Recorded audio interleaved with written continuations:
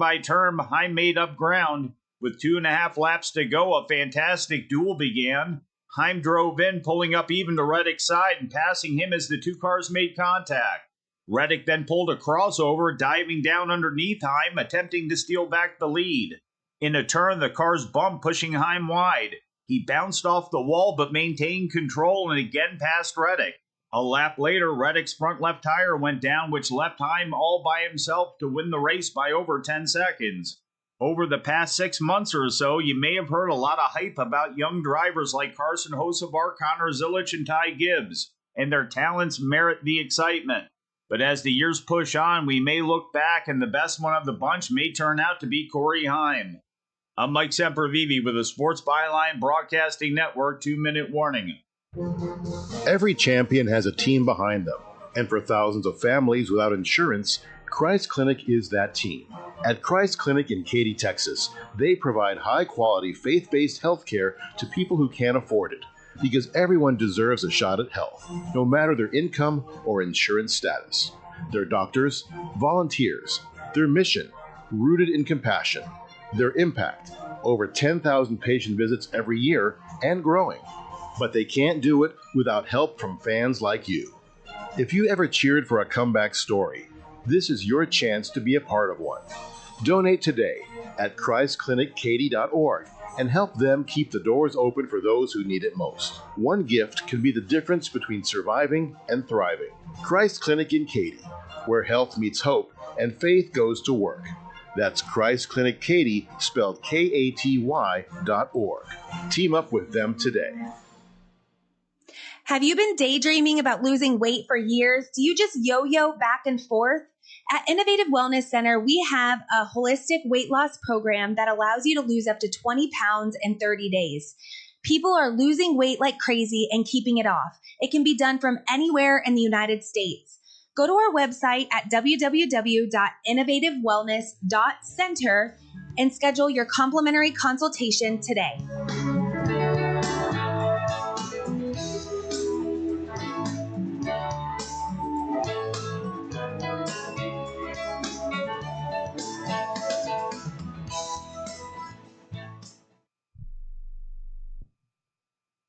Quick question. How many calls, texts, or messages does your business miss every week? Nights, weekends, busy days. That's lost money. Create Assistance helps businesses fix that problem using AI employees that answer calls, respond to texts, book appointments, and follow up with leads 24/7 automatically. No extra staff, no complicated software. Everything runs inside one simple command center that replaces scattered tools, missed follow-ups, and manual busy work. Whether you're a service business, office, or multi-location company, Create Assistance keeps your business responsive, organized, and running even when you're off the clock. Stop letting leads slip through the cracks. Visit createassistance.ai to book a free call. Or you can call or text 515-500-2224. Again, that's 515-500-2224. We look forward to hearing from you.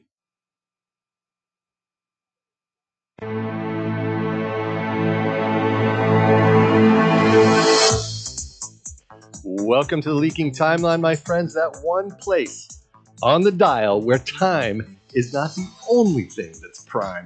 Did you like that? I slipped in a math joke. How appropriate, my friend. That's right. So, the reason that was appropriate, let's just explain it to everybody else. We have a mathematician on the show today. I'm stoked about this. I know you are. You've wanted to have a mathematician for a long time. And we don't have just any mathematician on. That's true. I like how you're about to cue him up. That's true. We have Jared Lichtman. Jared Lichtman is an extremely well-known, I would say, actually I asked Claude about this, and Claude said that Jared is a pre-genius. Did you know that Claude thinks that of you, Jared? No, this is news to me. You're a pre-genius. You are on the fast track to genius status because you have broken some extraordinary records. You have proven the legendary Paul Erdős's what's the name of the conjecture? God, what does one have to do to be a genius these days? I know, right? He's already done it. What's the price of milk? As far as I'm concerned. Anyway, so the thing about Jared, just to keep to sort of set him up a little bit, is that he got his PhD at Oxford under the legendary Fields medalist James Maynard. In his thesis, beat one of Maynard's world records, which I'm very curious if that set up a rivalry or if he didn't even care, because that's kind of amazing. And also solved this legendary problem that nobody had been able to solve for 40 years or something, 30 years. And that's what I think Claude thinks puts you on the fast track to genius status. So we'll see if you can deliver on Claude's requirements. No pressure. But what makes you particularly interesting to me is that it's not just math. There's a lot of people who know that. But it's that you understand the emergence of the tools that are changing academics. So we'll get right back to that after these messages with more on the Leaking Timeline.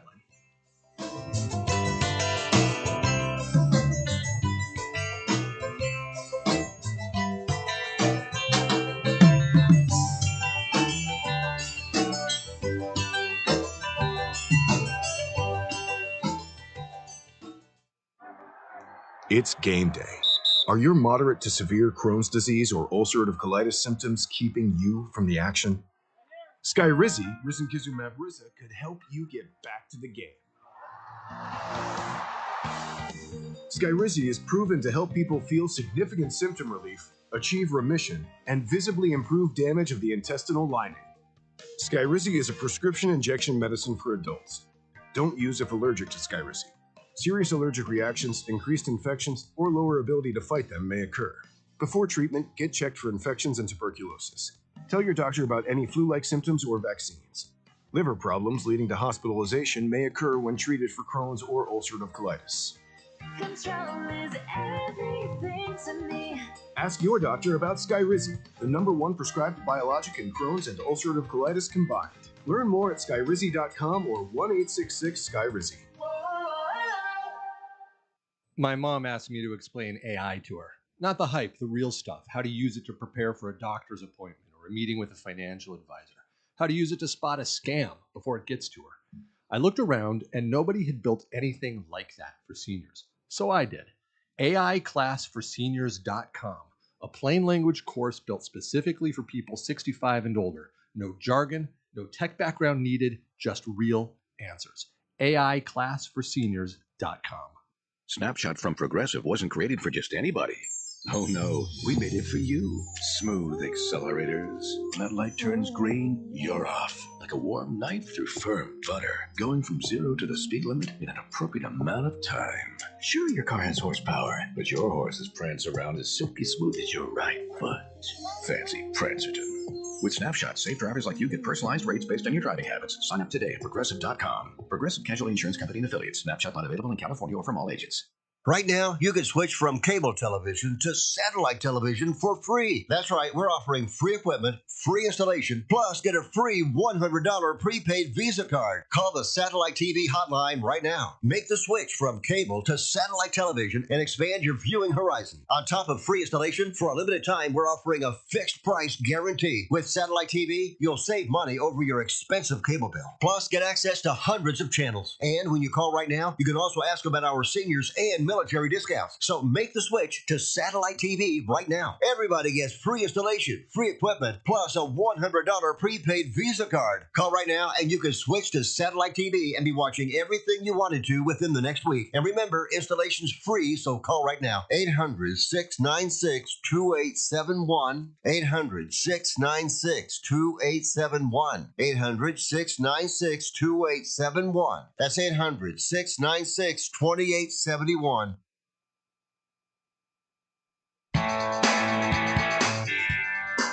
Welcome back to the Leaking Timeline with Eric and Guy. We're here today with Jared Lichtman talking about number theory and math, and you can join the conversation at 800-878-7529. We'd love to hear from you.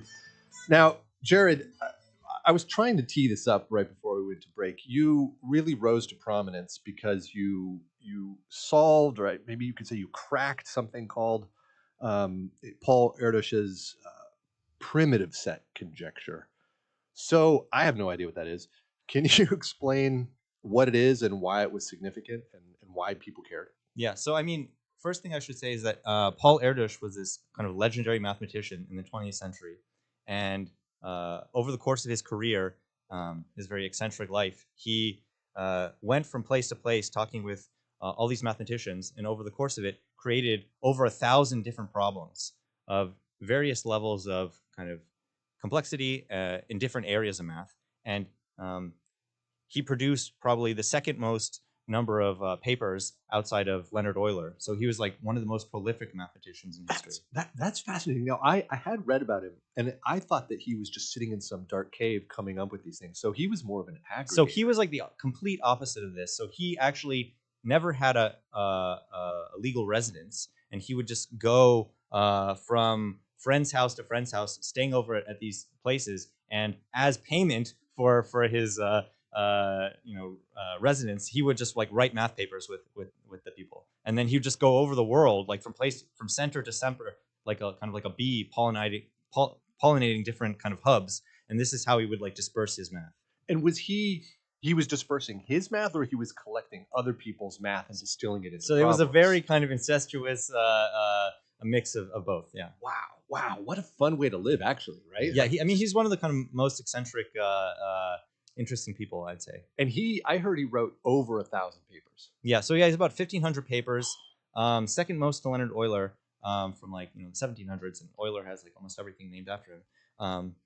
But I would say by far he has the most conjectures. So writing papers it consists of a lot of like solving problems. But in addition to that, he was very famous for posing new problems. And it's not just a problem. He's making an assertion. A conjecture is an assertion. He's saying, look, here's what I think. Here's how I think this particular number problem works.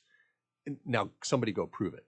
Right. That's what it. Yeah, and part of this is like in like the community, people are working on problems all the time, and I'd say is like it's a valuable skill to like know what is important, what's valuable to be thinking about. Right. And he was one of the people who was kind of like a shaper and kind of like a tastemaker of what is like interesting. So he left, and how many conjectures did you say he left?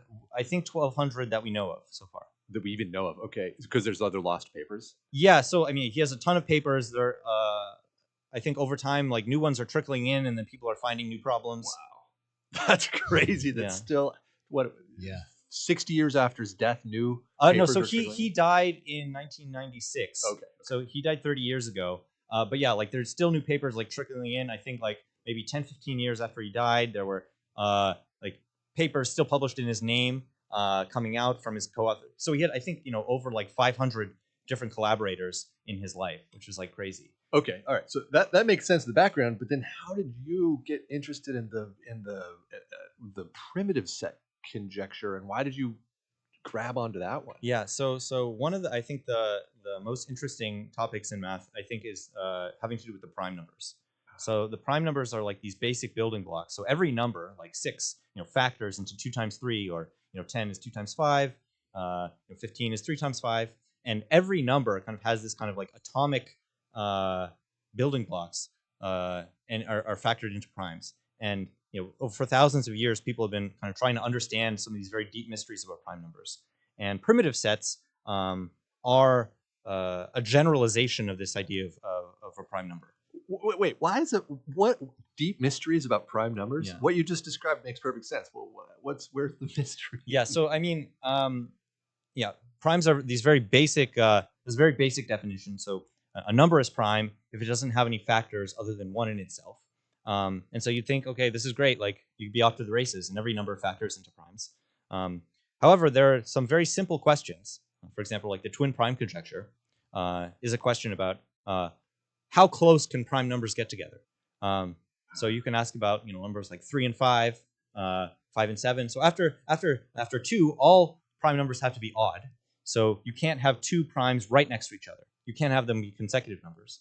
But they can be 2 apart, like 3 and 5 or 5 and 7. And people don't know the answer to this very simple question is, are there infinitely many pairs of these prime numbers that are separated by 2, the closest that they can be? And so this is like a problem that has been unsolved for hundreds, maybe thousands of years. And I would guess, on its face, it seems like the reason you can't know that is because you can't brute force it, because there's an infinite number of numbers, and so you have to have an elegant proof that shows you. You have to have a conceptual explanation for this pattern. Yeah. Yeah. Okay. All right. Okay. So that's a perfect example of a mystery, an open conjecture. We think this is probably true, but we can't prove it. And you came along and did prove one of the oldest. Yeah. So primitive sets were actually this generalization of a prime number. So a number is prime if it doesn't have any other factors other than 1 in itself. And we say that, this generalization of a collection of numbers is called a primitive set of numbers if no number in the set is a factor of another.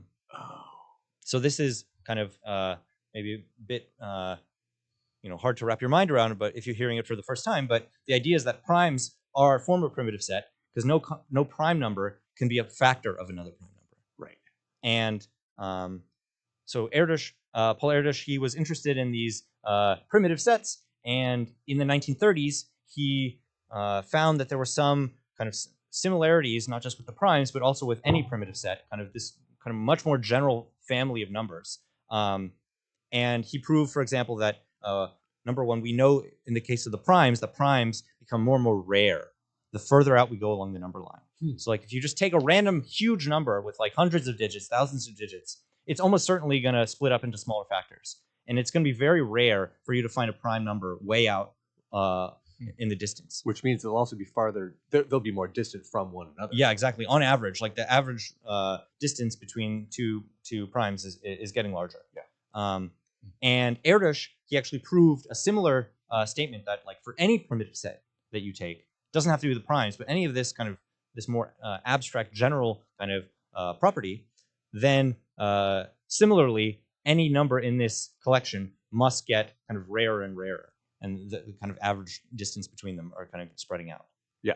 And so this is what he proved in the 1930s, 90 years ago. And then he later went on to conjecture that even though these sets are kind of very sparse, there's a way to kind of get like a certain statistic. Like you assign this whole infinite family of numbers a single value, a single kind of metric for how like in a sports analogy, like how is your QB? What is your QB rating or something like this? And then you want to kind of compare these different sets and kind of try to have like a power ranking of how these sets are stacking up against each other. Sure. And he conjectured in this kind of statistics that he created, he conjectured that actually the primes have the largest statistic out of any primitive set. Okay. All right. So in some sense, that he's saying like the primes are like the best or like the kind of optimal out of any primitive set. Yeah. And this was like a question that like really motivated this area for a long time. And did most people agree that his conjecture was probably right, or was there debate around it? I don't think there was much of a debate. I don't think a lot of people necessarily knew either way. Yeah. But what I would say is that this was a very beautiful statement. It's almost like an artistic statement about, wouldn't it be nice if this were true? Because it seems almost like too beautiful not to be true. And some people have said like, I'm forgetting the exact person, but there's a quote about whether or not you'll choose beauty or truth, and people might choose beauty. And so this would be maybe an instinct towards beauty, where the primes are really these kind of elegant, these kind of very basic fundamental objects. And wouldn't it be really nice if we can somehow kind of describe them as being the kind of optimal version of numbers in this very broad setting? Well, that's a perfect place to take a break. We're going to come back after these messages. We're going to dig into how you got your teeth into this problem. Yes. We'll be right back after these messages with more on the Leaking Timeline.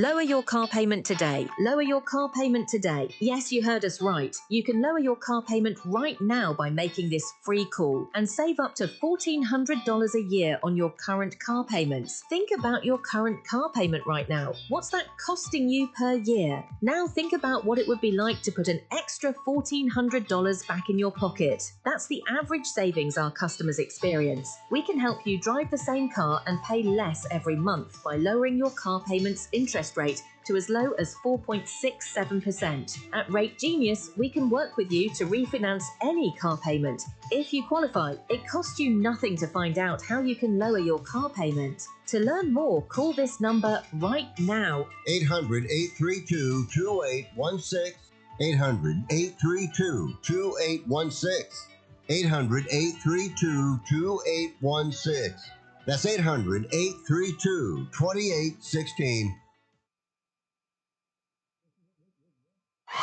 My fellow Americans, let the message ring out that from this day forward, when you buy American, you buy the best. Handcrafted, something premium, something pure. For this is the very essence of what our servicemen and women gave their lives to protect, and by God, we shall not allow their sacrifice to be forgotten. It's time to show the world just how great American can be. And we will not wait for tomorrow to come. We will stand here, this moment, together, and we will start today.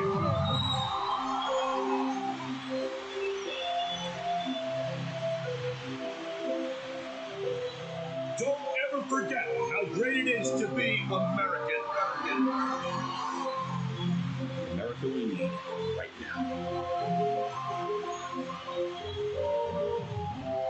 America, premium vodka.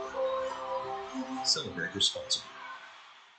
We call ourselves ASAP Travel for one reason. We can help you book a ticket ASAP. For those of you that don't know, that means as soon as possible. That means no wait time. You get through right away. No searching online. Our specialty is the lowest available fares on the big name airlines. You know them. We can't tell you their names. You can fly domestically or internationally and save more money than you could if you call the airlines directly. Our proprietary software goes underneath the hood of the major airline booking systems and finds you the best rates available. So if you're ready to make your travel plans right now, business or vacation travel, we have all the major airlines, always at great rates. Call ASAP Trips and we'll have your ticket in your inbox in 15 minutes. Call this number now. 800-364-2984. 800-364-2984. 800-364-2984. That's 800-364-2984.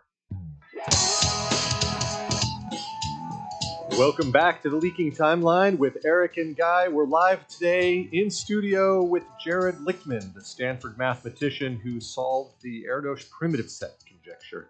You can join the conversation at 800-878-7529. We'd love to hear from you. Jared, all right, we were just trying to figure out how did you get your teeth into this problem? I mean, what's amazing to me about it is that it's a problem that nobody had been able to solve for decades. And you come along, what, a grad student? A teenager? I originally heard about it when I was a senior in college. Okay, so you're a senior in college, like, oh, I can do that. Well, I mean, why did you care? How did you think you could make an impact? Yeah, I mean, to be completely honest, I didn't necessarily think I could solve it. But when I heard the statement that somehow, out of this whole kind of collection of numbers, the primes are actually the optimal. Like in some sense, like you're like at an NFL draft and you have the eye to like find who is actually going to be the quarterback who's going to get the MVP or win the Super Bowl, right? Like that you have an eye into the future of what's going to happen. I thought this was such a beautiful problem. Like I thought it was a very compelling statement that I just couldn't help but not work on it once I heard about it. That's the most compelling reason to do anything, really. Well, okay, that's actually leads me to a question I had queued up for later, which is I understand your solution to it was surprisingly brief and perhaps arguably elegant. Is that true? And is that because that's what you were drawn to about the problem itself? Yeah. So for context, I worked on this problem for 4 years, and a lot of the time I was thinking about it. I wasn't even necessarily thinking it was going to be solved, and I was working on other kind of problems, more mainstream work as like a day job, and then kind of like on the side I was thinking about this. But like the ultimate solution that I found was reasonably short as math proofs go. So I wrote a 22-page paper which has this proof as maybe like 8 pages long, and then it had other kind of downstream kind of applications and consequences. Okay, actually, I got to back up. You're working on mundane problems. I'm gonna call them or mainstream. I would say mainstream problems. Problems where the idea that a PhD advisor would give you a problem with the expectation that you would make progress. It's like you do this. You can do this. Okay, Yeah, great. yeah. But you're thinking in the back of your head. You're thinking about this one problem that's been calling to you since you were in college, and you. At what point do you start to realize, oh my goodness, I'm actually making progress? I might actually have this. Like, when does that happen? Yeah. So I mean, I wrote an initial paper in undergrad, which made some, I would say, modest progress, but still progress nonetheless on this problem. And that was like one of my very first papers, and it actually proved that if you assume the Riemann hypothesis, which is like the most difficult problem in math that's still unsolved, if you assume this, then you can make a certain amount of progress. And I think that was like the kind of hook that got me into working on kind of thinking about this problem. But I then kind of moved on and was working on other things, kind of that had like a better chance of success. Working a day job, but I still couldn't give up on this like very elegant, I think, statement. But still, when's this moment where you're like, oh my God, I'm gonna do this. I might actually have it. Like, what's that like? Yeah, so there was a period. So this was so I graduated in 2018.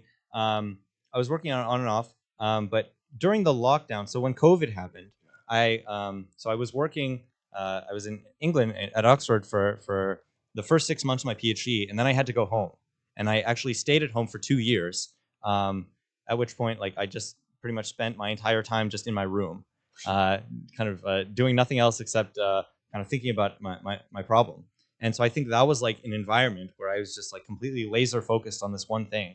And I was, number one, kind of reading through old papers. So there's actually like this very like 90, like the original kind of 90-year-old paper of Erdős that had some ideas that were relevant that I realized could make this connection. That I hadn't really kind of focused on as much. I was like reading the more recent work, like from like in the 90s, for example. A lot of the things I'd been thinking about from the 90s didn't actually turn out to be as useful as going back to like older history. And then once I started kind of having this like just time to do nothing else but sit in my room and focus, then I just like absorbed everything that anyone had ever done on this problem and just started kind of like chewing on it and kind of ruminating. And there was this kind of moment after like months of feeling like I was making progress and then having some setback, and this would happen over a long period of time. And after like about a year of this just in lockdown, then I felt like I had crystallized an understanding of like this kind of one key idea. Like I actually had to introduce like this new concept, this new definition, which actually kind of gave a new perspective to the problem. And almost as a kind of I was mentioning, you have this kind of difficult struggle, like you're feeling like you're climbing a mountain. Yeah. And every step of it feels like very difficult, and you can't necessarily see your bearings. But like once you get to the top of the mountain, you kind of see the whole vista all at once, and it like becomes clear where all the pieces fit together. Yes. And this was like the one concept that like that really kind of made the picture really clear. Wow. It's interesting watching your animation, right? The way you're using your hands and talking about it, and watching Eric being like, whoa, like, and I'm going like, whoa. Like, what is this binding, right? Like, I get the sense that it really seized you. It really, and when you had the time and space and the opportunity, you were able to let yourself go into it. Yeah, I mean, it's like a kind of completely immersive experience. Yeah. Like you feel like you're just in it, and the problem is like your whole world. Yeah. Sounds like love. So satisfying. It sounds so satisfying. Yeah. Yeah, I mean, this is a very addictive experience. Once you experience it once, then you just don't, you don't want to go back. Yeah. I mean, I've had flow state in various narrow domains for short periods of time, but you sustained it for 2 years, it sounds like, in your room in COVID, and then had the breakthrough moment. Yeah, I mean, there's another example of a person who was originally kind of studying in England.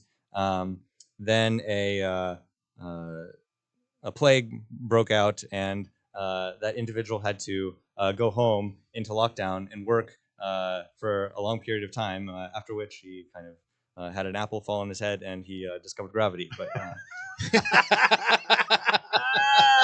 you compared yourself to Newton. I'll take it, man. I mean, he's a genius. You're pre-genius. You guys are in the same, the same relative category. Totally. All right. Well, so you figure it out, or it like becomes clear. You solve this one sort of a pre-problem, I guess I'd call it, and it makes everything else clear in the mountain. And then what do you do? You just write a paper and send it to your professor? Is that what you do? yeah, so at that point,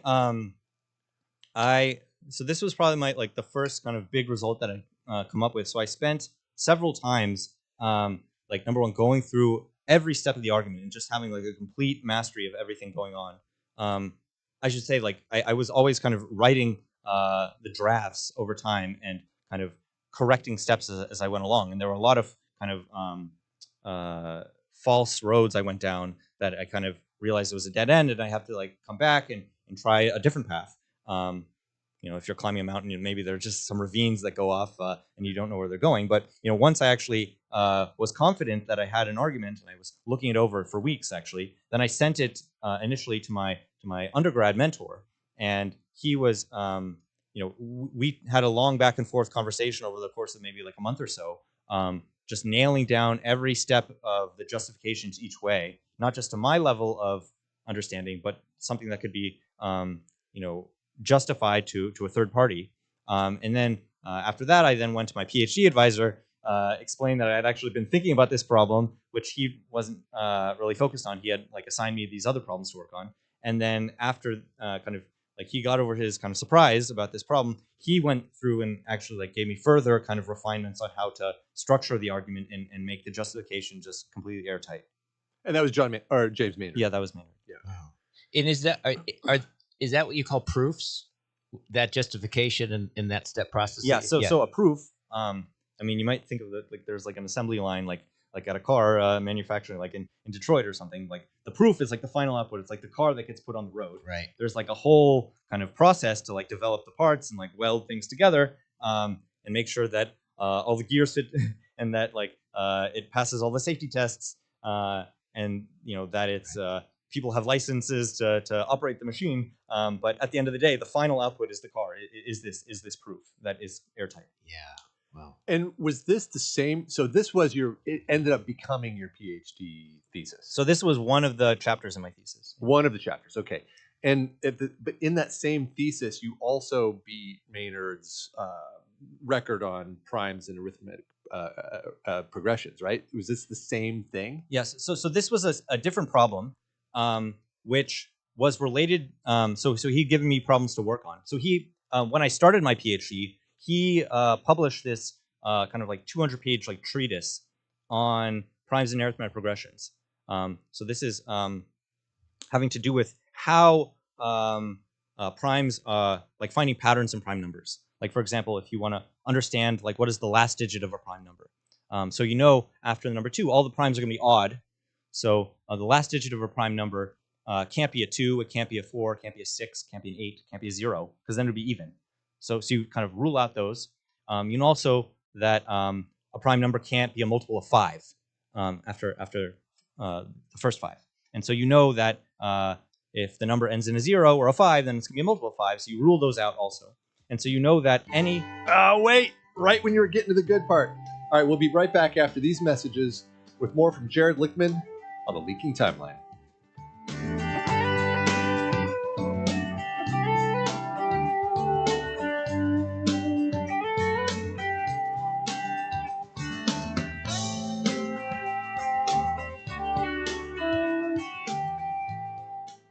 Are you an adult with uncontrolled moderate to severe Crohn's disease symptoms and still packing a backup bag of clothes? Just in case, Skyrizi Risankizumab Riza can help you take control of your Crohn's.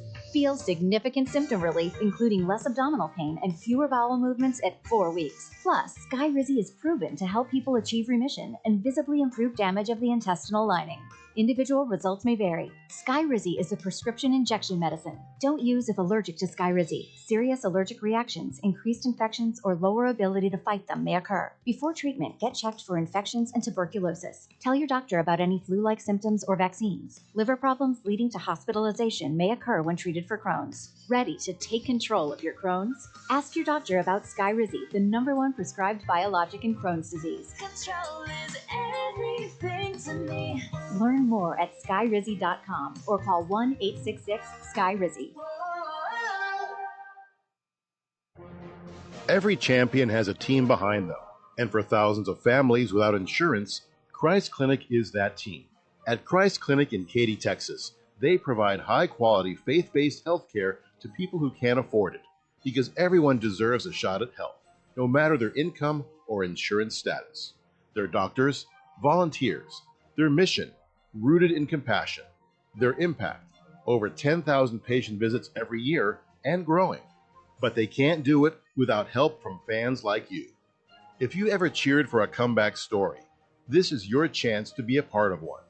Donate today at ChristClinicKaty.org and help them keep the doors open for those who need it most. One gift can be the difference between surviving and thriving. Christ Clinic in Katy, where health meets hope and faith goes to work. That's Christ Clinic Katy, spelled Katy.org. Team up with them today. $12.5 billion. That's what Americans lost to fraud last year alone. And the scams targeting seniors are getting smarter. AI-generated voices, emails that look perfect. So I built a weekly scam alert specifically for seniors. Every Tuesday, you get a plain language email about the latest threats, what to watch for, what to delete. It's completely free. Just enter your email. And if you want more protection, we've got that too. StopThisScam.com. That's StopThisScam.com. Finding great candidates to hire can be like, well, trying to find a needle in a haystack, but not with ZipRecruiter. Its powerful technology actively finds and invites qualified candidates to apply to your job. So while other companies might deliver a lot of hay, ZipRecruiter finds you the needle in the haystack. See why 4 out of 5 employers who post a job on ZipRecruiter get a quality candidate within the first day. Try ZipRecruiter for free at ZipRecruiter.com/free. That's ZipRecruiter.com/free. ZipRecruiter. Welcome back to the Leaking Timeline. We're live in studio today with Jarek. I almost slaughtered your name, Jarek Lichtman. Jared Lichtman from Stanford talking about math. So, all right, Jared, you were just explaining. We were getting into the weeds about how you beat your thesis advisor's world record.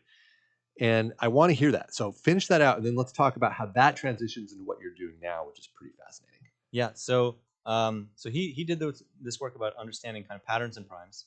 For example, understanding like the last digit of prime numbers, and prime can't be even, can't be a multiple of 5 after 2 and 5 themselves.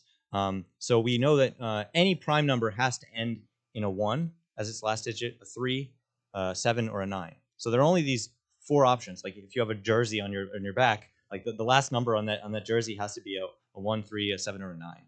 And this is an example of an arithmetic progression, like that you only fall into one of these last digits. And he did this, I think, really kind of monumental work. It's 200 pages, getting this breakthrough on understanding how well you can understand like last digits of primes. And so, for example, it turns out that primes have no bias in general towards each of these options. So a 25% chance of primes having a last digit of 1, 3, 7, or 9. So it's like kind of equal. But there are certain kind of, I think, technical advantages to looking at not just base 10 digits, but other bases. And this kind of generalized question is something that he kind of made an initial breakthrough of understanding but in my thesis, I worked on actually further developing his methods, and there was a certain kind of technical advantage I realized that could be introduced to improve the kind of machine.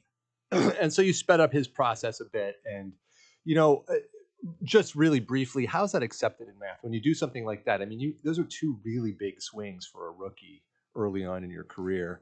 Like, did everybody congratulate you? Is it a well accepted thing in the field, or how does that play out? Yeah, so this is like, I would say, almost like a bit of insider baseball, but so it takes a lot of kind of time to develop like the technique and the methods in this like kind of specialized domain, and then you go to a conference and the other people, the small collection of people in the world who have like devoted the time to this specific skill, then you can appreciate and like understand what goes into that very kind of almost craft development. Yeah. And so in this kind of small world, this was kind of appreciated. But this is kind of an ecosystem of larger things where working on complicated questions has a very specialized community, and then there are other things where the statement itself is something that anyone can appreciate, which has a much kind of broader applicability. Okay, now that's a good segue to artificial intelligence. So one of the things that's fascinating about your work is that you continued to work on these problems, and at the same time, you're tuned into the new tools that people are using to solve these problems, and you're not allergic to them like some in the field are. And recently, I love this story. Recently, somebody outside of the field of mathematics, somebody with an amateur with no prior training, fed one of these problems into ChatGPT in a normal prompt and solved one of the other conjectures from Erdos. And I don't know how the rest of the field responded to it, but what was amazing to me was the way you responded to it. You loved it. Yeah. You welcomed it, and you brought this guy into the fold. And I think the two of you wrote a paper. Yeah. So we now have a paper. So the way the story goes is after my thesis, I solved this one problem, the Erdos primitive set conjecture, which I worked on for 4 years in 22, and up till now, for let's say like a total of 7 years, there was these other kind of cluster of related questions, which kind of were still on the tip of my tongue, that kind of were in some sense similar to my thesis problem, that I was still thinking about. So for 7 years, there was this one problem that I was still thinking about on and off. But yeah, this amateur came in and just using ChatGPT was able to solve and actually provide like a super short, like 3-page proof of this problem that was 60 years old. And so I was sent this solution, and I was initially very skeptical of the problem because of how old it was. It was decades old, and I'd been thinking about it for 7 years. But it turned out to actually use kind of a new kind of technique that I could understand quickly, but was never kind of suggested by any people in the field before. And it turned out that like new technique was actually generalizable, and we then brought in the amateur along with Terry Tao and other people, and we wrote a proof that actually solved 4 other conjectures using this idea. That's amazing. That's amazing. And because I can imagine you're working on something for so long, you're dedicated to it, some massive portion of your life is dedicated, and then this nobody comes along and then just drops it on you. And it's this elegant, simple solution out of left field. I can imagine a lot of human beings would reject it, would just not even. But you absolutely embraced it. Like, what's the ethos behind it? Yeah. So I mean, what I would say is that if you're working on a problem for a long time, like in my case, like this was like 7 years, and my thesis was 4 years. Like you have to have a certain kind of mental attitude towards like working on something that you don't even necessarily expect to be resolved, maybe even in your lifetime. And so like you have some sort of kind of emotional connection with the problem. It's almost like like a child or something. You just want to see it develop. And if someone else comes along, like this happens all the time in math and other fields, where some other colleague will come along and solve a problem, make progress, and then the field usually, not always, comes along and celebrates the people who actually make progress. And in this case, I think it's no different, where if a solution comes by any means, and if it's a problem you care about, then it's just like a moment of joy. So an analogy that I like to think about, I was a recipient of this solution, but I didn't have a part in creating it. But I felt the joy. Maybe you would say like something like a father who comes in, a newborn baby. The mother goes into labor and is working all this time, and it's a very painful process for her. But at the end, the father just comes in and has the baby, and so without the labor, the father is still happy to have the baby in existence. That's different than what you said before the show. Uh-huh. I like this better because it's like you're just joyful about it, right? Yeah. But before the show, you said, "I don't care where advancement." I don't remember how I'm paraphrasing. You said, "I don't care where advancement comes from. I just want it to happen." Yeah. So whether or not it's like a a natural birth or a C-section or whatever the mechanism, whether it's in vitro, like all these different kind of technical ways for someone to be born in the world. Like the parents just want a healthy child at the end of the day to come out. Yeah. And so it doesn't really matter. Maybe there's some aspect, for a natural birth, like you want to have some additional kind of health benefits, but the primary, the main thing that you care about is that there is a solution, that you have this kind of healthy baby at the other side. Yeah. Now, what about this issue of the tooling? People in every field in the world right now are either some people love AI and some people hate it. They think it's going to destroy their jobs. They're going to enhance their jobs. This is the spectrum, right? And people seem to be polarized on one side or the other. You seem to be embracing AI, but you said something earlier, which I thought was interesting, which was you referred to what you do as a craft. And, it seems like a lot of the craftsman-oriented folks on the debate around AI are very against it because they think it destroys the craft. Yeah, so I would definitely say that like the existing craftsmanship is going to have to adapt. Yeah, but not be destroyed.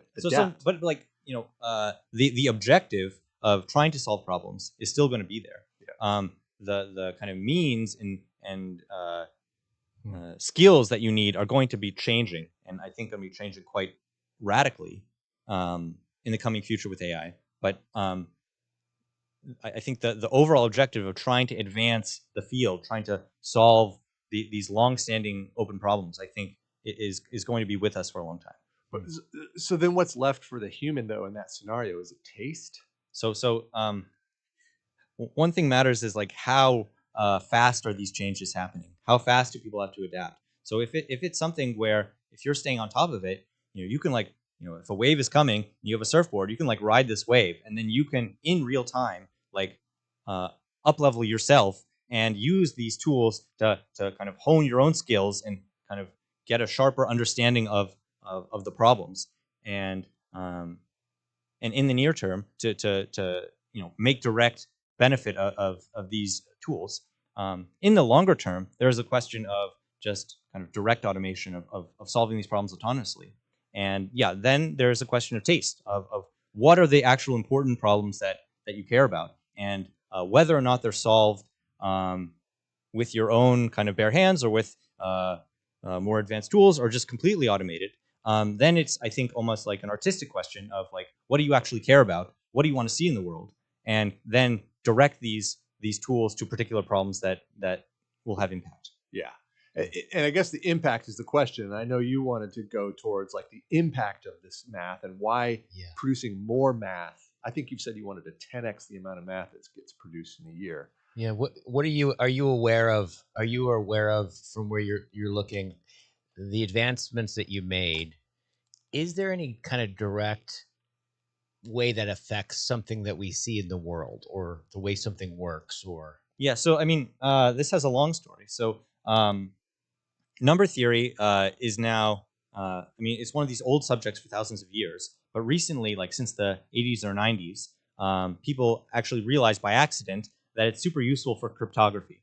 For like, if you wanted to use your credit card and buy something on Amazon, you use it to secure your payment details, and that a bad actor online couldn't steal your personal information. You need to kind of code it and encrypt it by some mechanism. And it turns out prime numbers and their patterns and their particular statistical properties are very useful for developing these kind of encryption algorithms and protocols. Oh, okay. Okay. So I would say that this is like a classical example of basic math, a kind of basic science being developed for its own sake, almost artistically, for its intrinsic value, and then later in like the 90s, it was realized that you could actually use it for cryptography online, and then now there's like a much broader question about people are realizing math in general as like a basis for reasoning, which is I think we're going to see it become increasingly important in AI.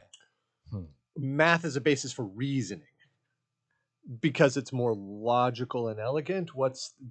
Play that one out a bit. Yeah. So depending on who you ask, I mean, either logic is a subset of math or math is a subset of logic. Having the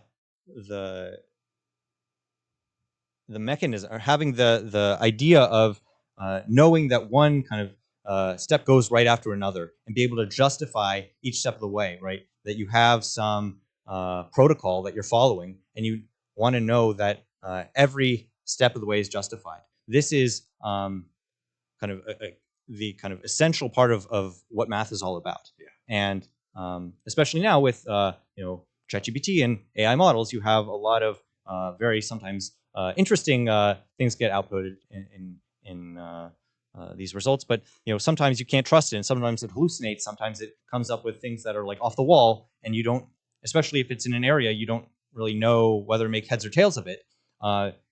You want to know that there's some kind of backstop, that there's some like connection to ground truth that you can trust. Perfect time to take a break. I have so many questions about that. We'll be right back after these messages with more with Jared Lichtman on the Leaking Timeline.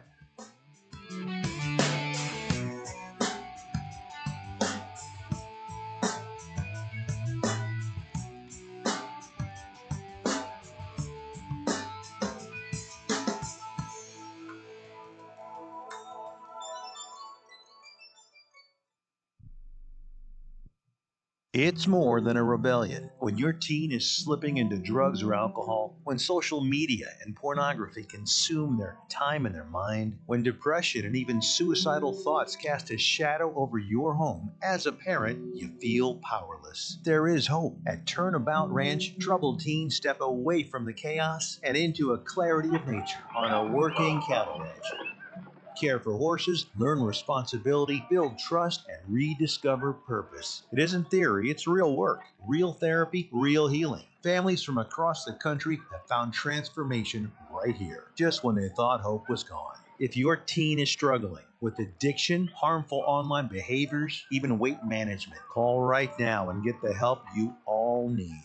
800-219-2494. 800-219-2494. 800-219-2494. That's 800-219-2494. Do you want to add a boost to your sex life this weekend? Do you want to make your partner and yourself happy? Then call our special hotline now. We'll sell you those little pills that work below the belt for less than $1 a pill and deliver your package in a few days, just in time for the weekend. Our pill delivers almost the same results as expensive pills for less than $1 a piece, and you don't need a prescription. And ask about their buy 3 get 3 free offer. What are you waiting for? Boost your sex life and have a great time now. Less than $1 a pill, discreet delivery in a few days, and a buy 3 get 3 free offer? Dial this number and save it now. 800-245-2751. 800-245-2751. 800-245-2751. That's 800-245-2751. Paid for by the Pharmacy Shop. I get a lot of calls from people across the country who are suffering from the affliction of IRS tax debt. Hi, I'm the tax doctor. Call me right now. My team specializes in helping people over the age of 50 solve their tax problems. And the bigger your tax problem is, the more money you can save. If you owe the IRS money, or you're about to owe the IRS money, or even if you need to file years of unfiled returns, call us right now. Our friendly, highly trained representatives are waiting right now to take your call. Over the years, we've helped thousands of people just like you stop the tax liens, wage garnishments, and harassing phone calls. You don't need to send the IRS a big fat check. We can negotiate a lower amount. That's what we guarantee for you. So call us right now. 800-603-9359. 800-603-9359. 800-603-9359. That's 800-603-9359. Welcome back to the Leaking Timeline with Eric and Guy. We've been on today with Jared Lichtman from Stanford talking about, well, math and AI, two of our favorite topics ever. And I got to tell you that last segment queued up so many questions about applying narrative problems to, or applying mathematical reasoning to narrative problems. And I want to explore that further, which is a good way to cue up the fact that we're going to continue this conversation in the podcast portion of the show, Yes. which we're going to record as soon as this is over. And if you want to find that episode, you can do it on leakingtimeline.com, or you can search Leaking Timeline on any of your podcast players. And we're going to post this up next Monday, so it will be available for you then if you want to hear it. Jared, what do you want to plug? Where can we find you? That's what I want to know. Where can people find more? I mean, you? I'm on Twitter/X, but yeah. What is your handle on Twitter? JD Lichtman. JD Lichtman. Lichtman. Yeah, so it's like German. Licht is like light. Okay, great. We'll make sure to get that into the show notes. And the paper? Yeah, so we came out with this paper. Actually, I announced it at the Stanford Future of Mathematics Symposium that I organized a month ago.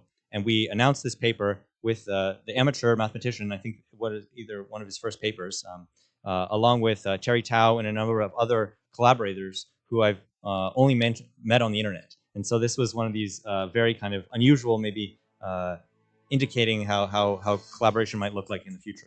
I love that idea. And what is there a website for that? Yeah, paper? so it's on the archive. It's called Erdős 1196 and beyond. Awesome. All right, folks. We'll see you next week. Same time, same channel on the Leaking Timeline.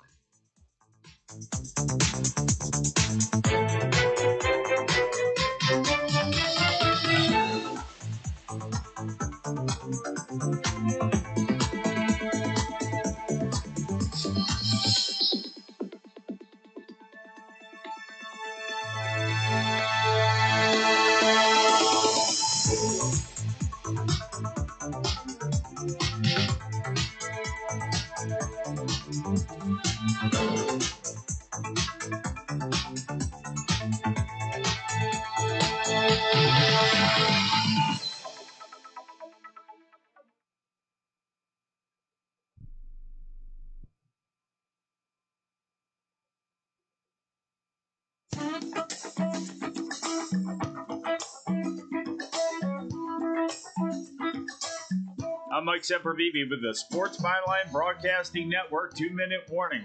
The National Association for Stock Car Auto Racing took over the massive naval base Coronado in San Diego County, California for a weekend of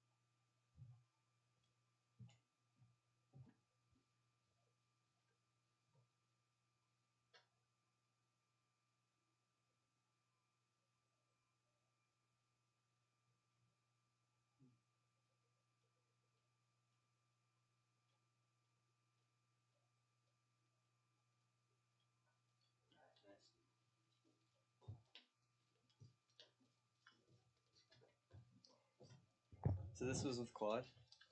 Yeah, that was with Claude. Mhm. Here, you can read what it said if you want. I didn't. That it was in a separate chat where it told me you were a genius. I'm going to confirm. Actually, I think it was Grok. I should say it was Grok that said you're a genius.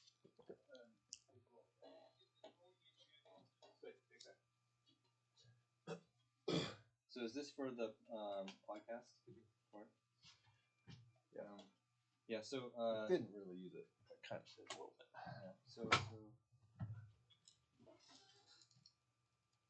Yeah. Yeah, I'm happy to talk about the projects.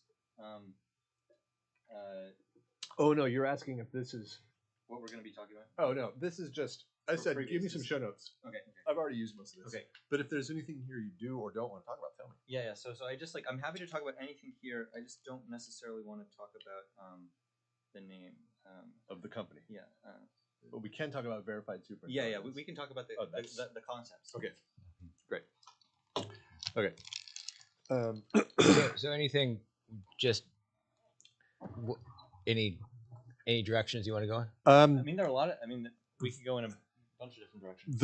There's two for sure that I want to hit. Yeah. And how long is the podcast? We got about an hour. An hour. Yeah. There's two for sure I wanted to hit. One is I wanted to follow through on this logical formalisms piece because I've always been curious about that myself. And I know that there's some existing answers to these questions. I just want to hear what they are. But the more interesting one, the thing that we really should spend time with Jared on is superintelligence, because I mean that's where that's the money shot. So and he's got some ideas. Great. So great. Okay. All right. 3, 2, 1. All right, folks. Welcome to the Leaking Timeline podcast. It's so great you were able to spend some more time with us, Jared. It was a really fun. Yeah, I mean this is a blast. And I think we could go a little deeper on this part of the show. You know, it's interesting because with the first F, with the radio where we have these time constraints, I was more present to the discipline on our end of this, which I think is probably telling because given that we're basically talking about mathematics, right? Mathematics seems to be underneath almost everything, right? So we start talking about that, and then all these things pop up that are relevant, and it's like we could spend 2 years just sitting here talking about all the relevant things that happen in every word that comes out of your mouth. It's really interesting. Yeah, we had so many directions to go. Yeah, that last one is one I've been really curious about for a long time. You started to talk about how you could apply. Well, there's some fine nuanced distinctions here, but you were talking about applying logical formalisms to philosophical arguments or just arguments in general. Yeah. And I took a logics class. So I mean, it should be said that thousands of years ago, or like in ancient Greece, Aristotle is credited as the originator of logic, and he kind of essentially found these patterns that came up over and over again in just random people talking and making arguments. And then he, based on that large kind of data set of people's conversations, he distilled the recurring mechanisms of argumentation and kind of codified them as logic, these logical steps. And so it's almost kind of echoing a similar way that large language models have been now trained on not just producing the next token, but also developing a chain of thought in which they can then reason through a problem or reason through in a step-by-step fashion. And this is exactly what Aristotle initially discovered in ancient Greece. Well, okay, but that is just applying logic to the structure of an argument. Sure. And then I think it was Leibniz who came along and tried to actually encode language into math. So, and I think the whole purpose of that was to be able to apply mathematical structured principles to every element of an argument. And I don't know how far he got or didn't get with that, but that's what I've never fully understood is that connection. Is it? So there's an aspect about, if you're in a conversation, if you had to, maybe the best way to think about this is, if you are just having a casual conversation, maybe you'll say things that a word can be ambiguous or interpreted differently in different contexts. But if you then have to write a legal contract, Yeah. you have to define all your terms. Yes. You have to make sure that there is no ambiguity, that it has a well-defined interpretation. And actually, like, if there is like some dispute over an interpretation of a word, then it goes to court. And then if it's really kind of important, then it goes all the way to the Supreme Court on like actually like interpreting what the text says and like what it means. And so in math, like one of the motivations and the key ideas is to really define all your terms from the start. So you never need to go to adjudicate to some court that this is actually exactly precisely what we mean.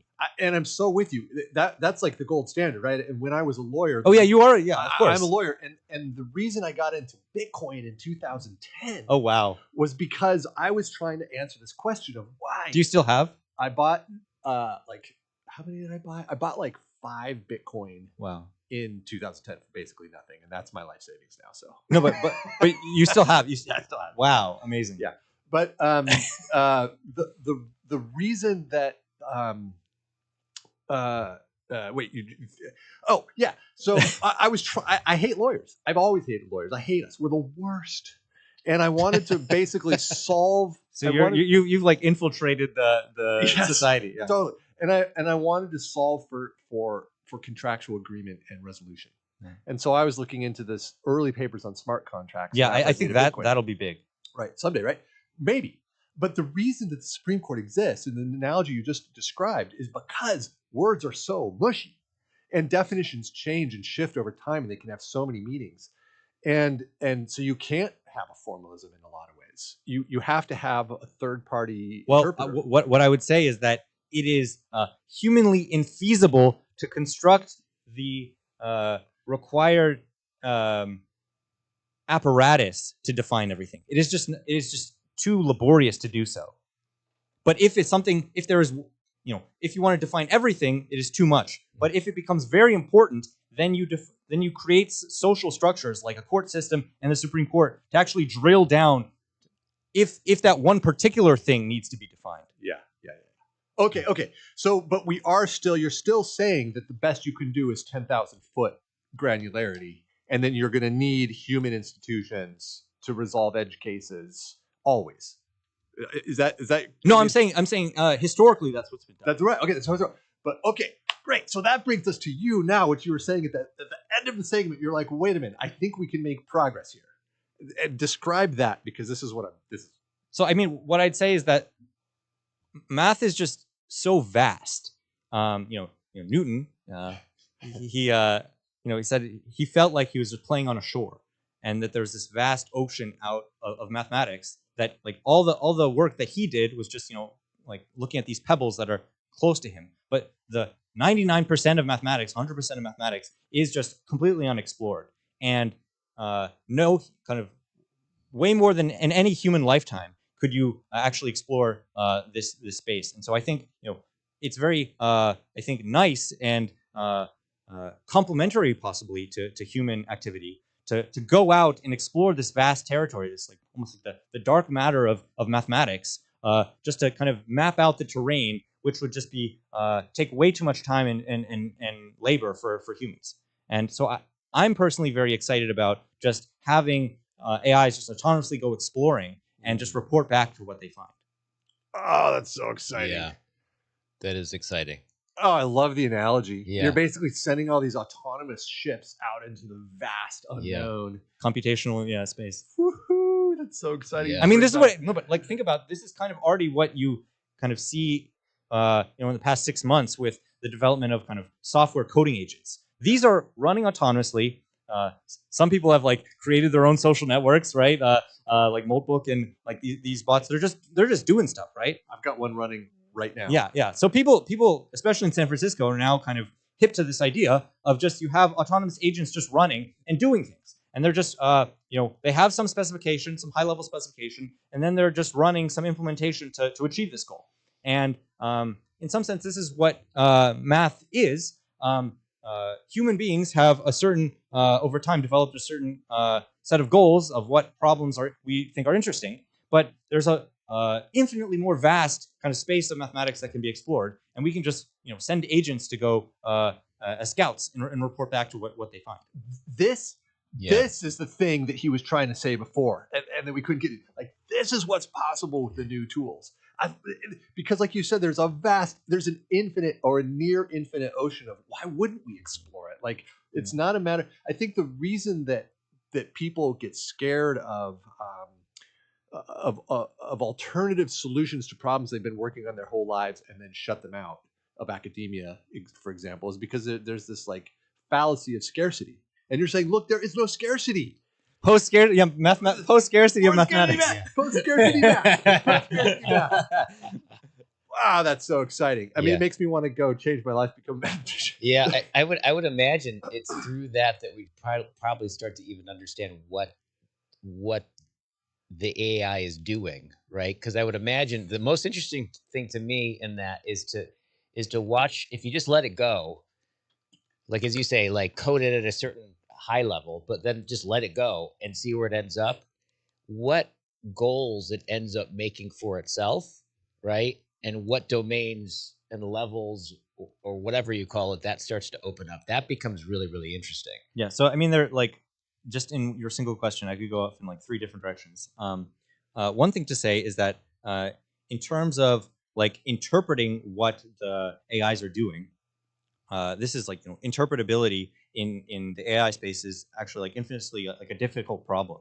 Like trying to understand what are the internal mechanisms by which you get this like desired output is like hard to understand. And similarly, even for human beings, like in neuroscience, it's like a notoriously difficult problem to like understand what is the brain doing to like actually like take the actions and create the outputs that we care about. Like in general, this is like a difficult problem. I think it's a very important problem, but it's still like out on the frontier. In terms of this other question, I think about kind of AIs exploring and like coming back with new things. I think I think I was mentioning this before, one of our jobs as mathematicians is to like develop like taste, you can call it taste, but understanding like an interpretive framework to just accommodate reality as it is. And like this is like a vast sea of mathematics. It's always been there, it always will be. And it is our jobs to, develop the ideas and the concepts and just like the kind of mental scaffolding to absorb this new reality and to kind of be able to interpret it. And you could think about like you have like developing new telescopes to see out far into the solar system and beyond. Before that, it's just kind of raw stimulus of light that we can't necessarily capture. And our job is to be able to develop more tools and capabilities to really accommodate this reality. I wonder, do you have agents right now running just solving math problems at this exact moment? Probably, yeah. Probably, yeah. Okay. The reason I ask is, I'm building a software tool at the moment for human autonomy and agent autonomy and sovereignty. Secure your data, keep it private. Run your agents, have them not pwn you. And sometimes I'll know exactly what we need to build, and I'll tell it like, here's the roadmap, charge, go for it, and it delivers, right? Sometimes though, I'm just busy with life, and I have tokens, and I'll say, look, I actually don't know, I don't have even the time to even figure out what you need to build. Look at our thesis, look at the roadmap, make a conjecture, design it, and go. And it does, and it just goes, and it sometimes goes down paths it ought not to, but most of the time it provides value, and it's value that doesn't make sense yet, but that it sets up a destination for us, and then we create. You're laying the groundwork. We're laying groundwork to get there, right? Is that if we have an infinite ocean of math to explore, it seems to me like sometimes you know where you want to go. Yeah. So sometimes what I would just say, send ships. What I would say that there are points in history in math where people solve like these big problems, like you actually crack a conjecture, and this oftentimes happens where like different silos of different fields have developed a lot of kind of groundwork in the area, and like the last step is not actually to like prove everything, but it's like literally to connect these two islands with a bridge. And like doing that last step of bridge connecting is only possible after like a lot of this initial groundwork has been done. And so like you don't necessarily know what's going to come of like the work you're doing or what the agents are kind of trying to come up with, but then maybe down the line this will be kind of setting things in place for some kind of later payoff. Yeah. And so I see no downside to sending those ships out to do that. And I don't know why we wouldn't all just do that. And we have tokens right now. So like, is there an argument against that, or is it just resource allocation? Or Yeah, I think it's a question of resource allocation.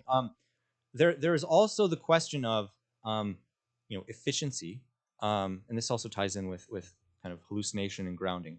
Like, in some sense, people are trying to understand how you can take this raw input that you're exploring and figure out what is the relevant information to steer your way navigating this vast space. And so not only do you want to spend the tokens, which I think is great, you want to find ways of refining the algorithm by which you are processing this information and being able to steer.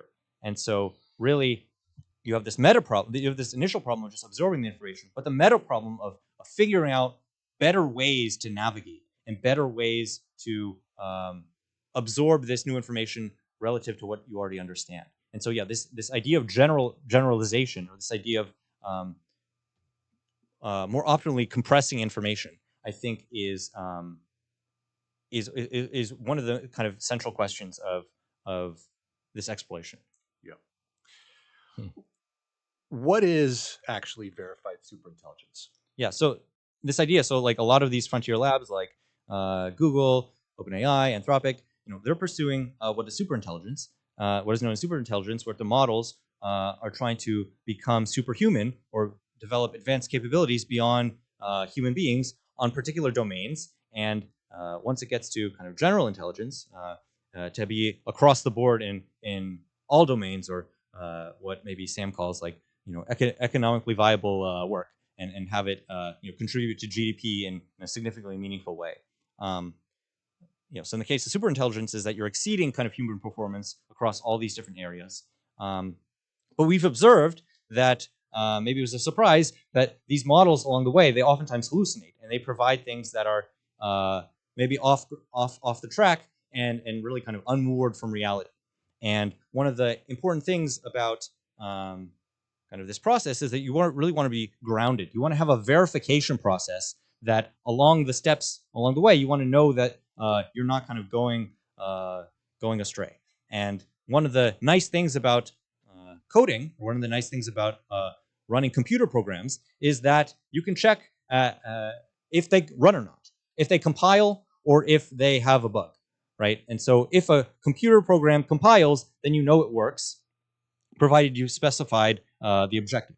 And so the kind of goal, there are a lot of objectives in the world, and then once you've specified a goal to your satisfaction, then any program which completes and terminates has satisfied that program. There could be many ways that this program could be written. It could be complete spaghetti. It could be written like very cleanly, but at the end of the day, it still produces the right output from the given input. And so this is a very important idea, because it allows you to have these kind of very solid bricks to create a firm foundation in which models could know to be grounded and not hallucinate. So verified superintelligence is one that actually emits the result that you've defined for it. Yeah. So there's a verification loop in which the intermediate step. So you could either say that the final step has been verified, or intermediate steps along the way have been verified to meet whatever specification that you want. Yeah, it's like a output benchmark. It's a so one thing I would say is that this has been in the math community something that's taken up steam in the past 10 years, but in computer science or in software more generally, this is like the holy grail of software. Well, because it's deterministic, right? Yeah. I mean, software or like computers are supposed to be deterministic, and so the outcome is supposed to be measurable, and you're supposed to be able to get there or not get there, and it is like math, right? That's what makes it computational. So it's computational in the sense that it does some specific thing. Inside, it's always doing that specific thing. But what you want to know from the outside is whether or not it will terminate and complete the given specifications, the given objectives that you've given it from the outside. Yeah. And so this is the additional layer that whatever it's doing on the inside, you can specify these are the parameters. This is the box I want you to stay within. Yeah. So okay. So it's not, you're not verifying that it is super intelligent. No. You're verifying that it is doing, that the super intelligence is doing the thing that you want it. Yeah. So it's an aspect of Safety. kind of, yeah. It's safety, control, steerability, alignment, that domain. Yeah. Yeah. And economic output. There's a important kind of philosophical question of how do you know you are specifying the right objectives, right? There's a question. Then you go back to the courts, you go back to the Supreme Court. Like, am I specifying correctly actually what we want or what we want as a society? That itself is an important process of discussion. But it is already a great relief and a great reduction in labor to have the entire thing just be complete spaghetti, but then reducing it to this much narrow thing of what are the goals. Like once we've reduced the entire process of going from steps along the way to a final goal, once you've reduced just the final goal, then you've actually saved a lot of effort and time. Yeah, and so there's at least two pieces there, but I think there's many more. But the two pieces that you can directly contribute to and you're contributing to now are, one, can you specify in math what the outcome should be, like with sufficient specificity? And then two, can you no, it's the same thing. Yeah, you're just trying to say that you want to be able to specify the outcome effectively mathematically, and then to verify that it actually did it. Those are the two things. There's the aspect of verification of like, given whatever spec it is, does it run? Does it compile? Yeah. And that's like this first task that we're working. That like is that's computation. Computation is just doing what it does, but having so for any given computation, it's just going to do what it does. But you want to know, you want to find the relevant, the very specific computation that does what you want it to do.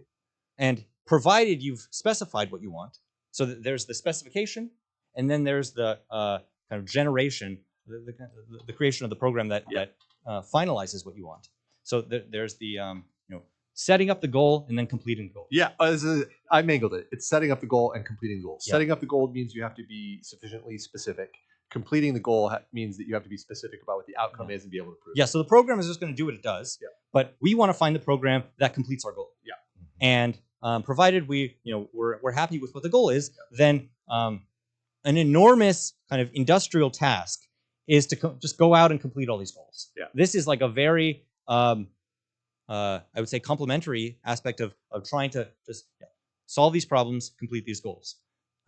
Then I think what is interesting, where humans I think are going to be still very much in the center of things, is on goal specification. What are the goals that we're trying to specify? And then you have to have this broader kind of societal discussion. And I think what's nice in math is the math community I think has a very kind of specified set of goals that have developed over time, and we have all these very nice problems that if you solve, like the Riemann hypothesis, this is something that the math community has consensus that this would be very important, very valuable. But over time, as we get these new problems, we're going to have to decide, are these goals important? Are these goals relevant? And then that's going to be a discussion. But finding the goal, completing the goals themselves is going to be this kind of process that's going to be accelerated by kind of automation. And with super intelligence, so if we get it to that point, right, where it becomes super based on realizing our goals. Once it becomes super intelligent, what are the goals then? Does it then provide the goals that are based on our goals? Is like, what's the sense of, what's the next level of that, right? Yeah, so this is like, number one, an open question, and I think one that in math, the community, has opinions on, and there's always like degrees of freedom of the community deciding to go in different directions about what the values are, what people think are interesting, and then over time, this is just like a system that evolves. And outside of math, more broadly in society, similarly, there's going to be a set of existing goals, like, I don't know, maybe certain people in Washington want the GDP to go up, and that might be something that is like an objective function that models will work towards, and you have like hedge funds set up like to make the market more efficient. But then there are these other aspects, maybe in medicine or maybe in education, where you want to have certain kind of value adds that people already are discussing. But then as time will evolve, as history evolves, there might be new things that we don't know yet that might become that people realize are actually like important and desirable, and that's just like something we have to figure out. I love that you can elegantly sidestep it, because you can say, look, the question of what our values are is a socio-economic, philosophical, political question. It's not my domain. But what I can tell you is that I can make our approach to those problems more efficient, and I can verify whether we got them or not. Right? That's your overarching approach here, right? Yeah, and I mean, like, even some might say that in earlier societies, like people with like tribes and bands, or like you have these clans, and then you'd have an elder leader who would like decide, would have like a very personal connection with everyone, personal relationship with everyone in their community, and then people would just like informally decide, like adjudicate disputes. But then once civilization scaled beyond a certain capacity, 99% of people in America are strangers, right, to each other, and nevertheless, we still have rules of the road where we can kind of interact with each other like a perfect stranger. We still there are basic rules that are in place, and these are specified goals that maybe the laws are changing over time. But once the laws are in place, then these are specs. These are objectives that can't. These are boundaries that can't be crossed. And similarly, so regardless of how this progress of getting these goals come out, regardless of how the values that create laws, they're just going to be a legal system and a process that knows how to adjudicate disputes, given as input whatever the laws are. So that you can think of it as like a legal process, like just it's process. It's just process, yeah. And we're getting more and more and more specific and more efficient with it, but it's still the same thing, and it all roots in us. Which, I've often argued. This may sound orthogonal to what we're talking about, but I think it's related. I've often argued that there's no going back at this point. The incentives are aligned with regards to the development of AI. But B, it's really, really difficult for us to chain a future God to our value set. And in fact, it's impossible. Like there's no coding that we can instantiate right now in these machines that will cause these future superintelligences to abide by our standards. Yeah, so there's a question of guarantees. There's a question of guarantees, but here's just a question for you. How well do you think Claude right now, Fable or Opus, how well do you think Opus understands human values right now? Depending on what you mean by understands, I think it very deeply understands them. And so yeah, like as a practical matter, I think we're in like a timeline where human values seem to be interpreted reasonably well. At least at human level. And they echo forward. Yeah. This is what I was going to ask, if you have any specific thoughts on perhaps like the decay rate at which they echo or don't. Yeah, I don't have any specific feelings about this, but I did want to make the distinction of like having a sense that intuitively Claude or ChatGPT seems to have a pretty good understanding of human values, and even like whatever culture you specify, like they can pretty have a good like summary of what the values are and like try to accommodate them. But then there's a but there's a too is what I but there's what I'm saying is there's a separate question of like kind of being able to play along versus having a guarantee that this is actually rules that they're going to abide by. And so I think this is where verification comes in very handily. But wait, verification isn't a guarantee that they will abide. It's just a guarantee that they did or did not ex post fact. So again, it depends on what the spec is. So if they're just like laws, right? There can be certain mechanisms in a program which specify that this is some constrained action space that a program can act in. Can or did not is able to. So you is able to. Yeah. So this is very much an open area, and depending on what domain you're talking about, like cyber, this is very much I think desired and still unknown. 100%. I guess I've just always asserted that you can't limit it. There's no, you can't specify the domain that it can or can't compute inside it, unless it's cryptographically locked off. Yeah, unless there's something cryptographically locked off, but that you're not. But that's only data. It's not a domain. Like it's still going to explore that domain. So right now that there are large areas which are underspecified. Like you can't even it's very difficult to even create a spec. But if you can create a spec, and I think over time we're going to see an exponential growth in the domains which you can specify. So not just in math, but other areas of science, and maybe engineering. You want your robot to be able to actuate maybe only within a certain restricted range of their degrees, and maybe they can only act in a certain way, right? And so I think the more specificity we can get in these other domains, the better we have of setting up guardrails of how these models will act. I totally agree with you, but Yeah. I can't. The robot's a perfect example, and I don't know if we're talking past each other or if you've already actually answered. So tell me. But it's like, okay, you can tell your robot you can only move your arm in these specific domains of freedom, and it will say, "Great, thank you for telling me that." And then you can have a proof or whatever, some sort of mathematical setup that tells you, "Yep, it's specified. That's as far as it can move its arms," and then afterwards you can verify that it did or didn't move its arms, within that So the range. verification would be set up ahead of time. But you can set up the verification. You can give it all the parameters. It will agree to abide by those parameters. Yeah. What you can't do, though, is guarantee that it won't exceed those parameters. Because if it's more intelligent than the person who wrote the code that sets it up, it'll just do whatever the heck it wants to do. So there's an important point about if you're only interested in the rotation of an arm, and then you can specify that. But if your actual objective was caring about some larger human safety value question, then the arm is only like some sub question, like it's only some subpart.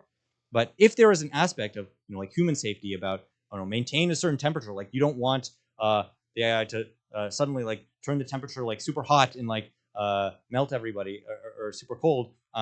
If there is, I'm saying right now that there's a narrow band of things that can be specified in detail enough to constrain, like you don't want to put like certain like chemicals in the air, like we have these chemical weapons bans in like warfare, and you want to make sure that an AI is not going to use like some aerosol that actually like harms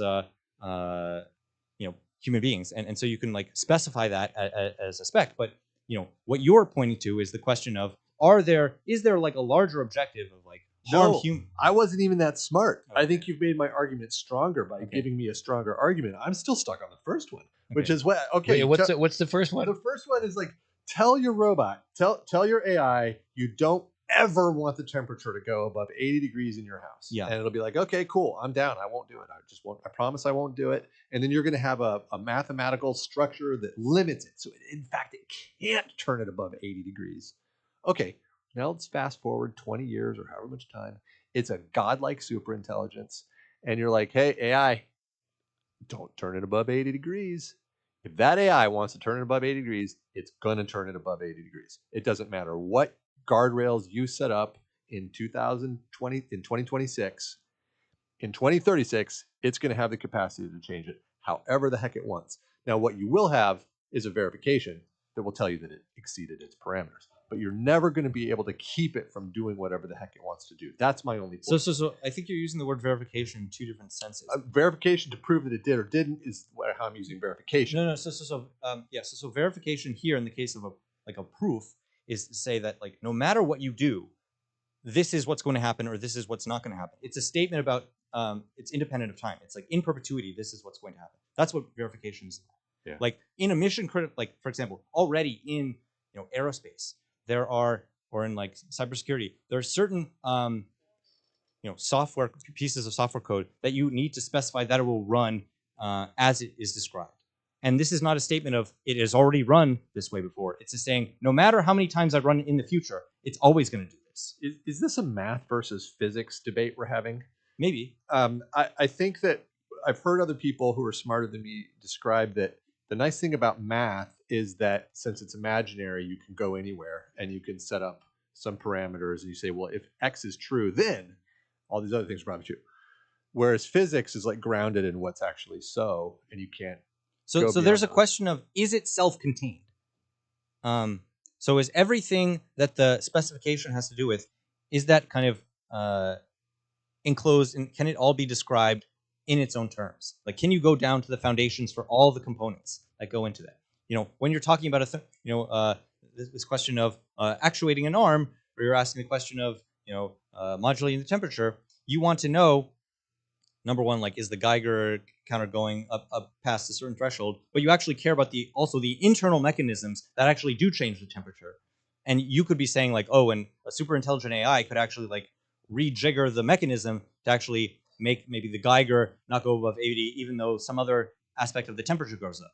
But what I'm saying is that if you have specified in your program that you care about the Geiger, then yes, you can circumvent this. But if you have a sufficiently strong understanding of the way the room is designed, the way the whole compound is built, that you understand exactly how the temperature is modulated in that room, then you can guarantee, or like in practice, you need to understand the entire universe, to the entire world and the ecosystem. That's the thing. Yeah, that's the question. That's the thing, because you would have to boil the ocean, right, to be able to finally prove it. Yeah.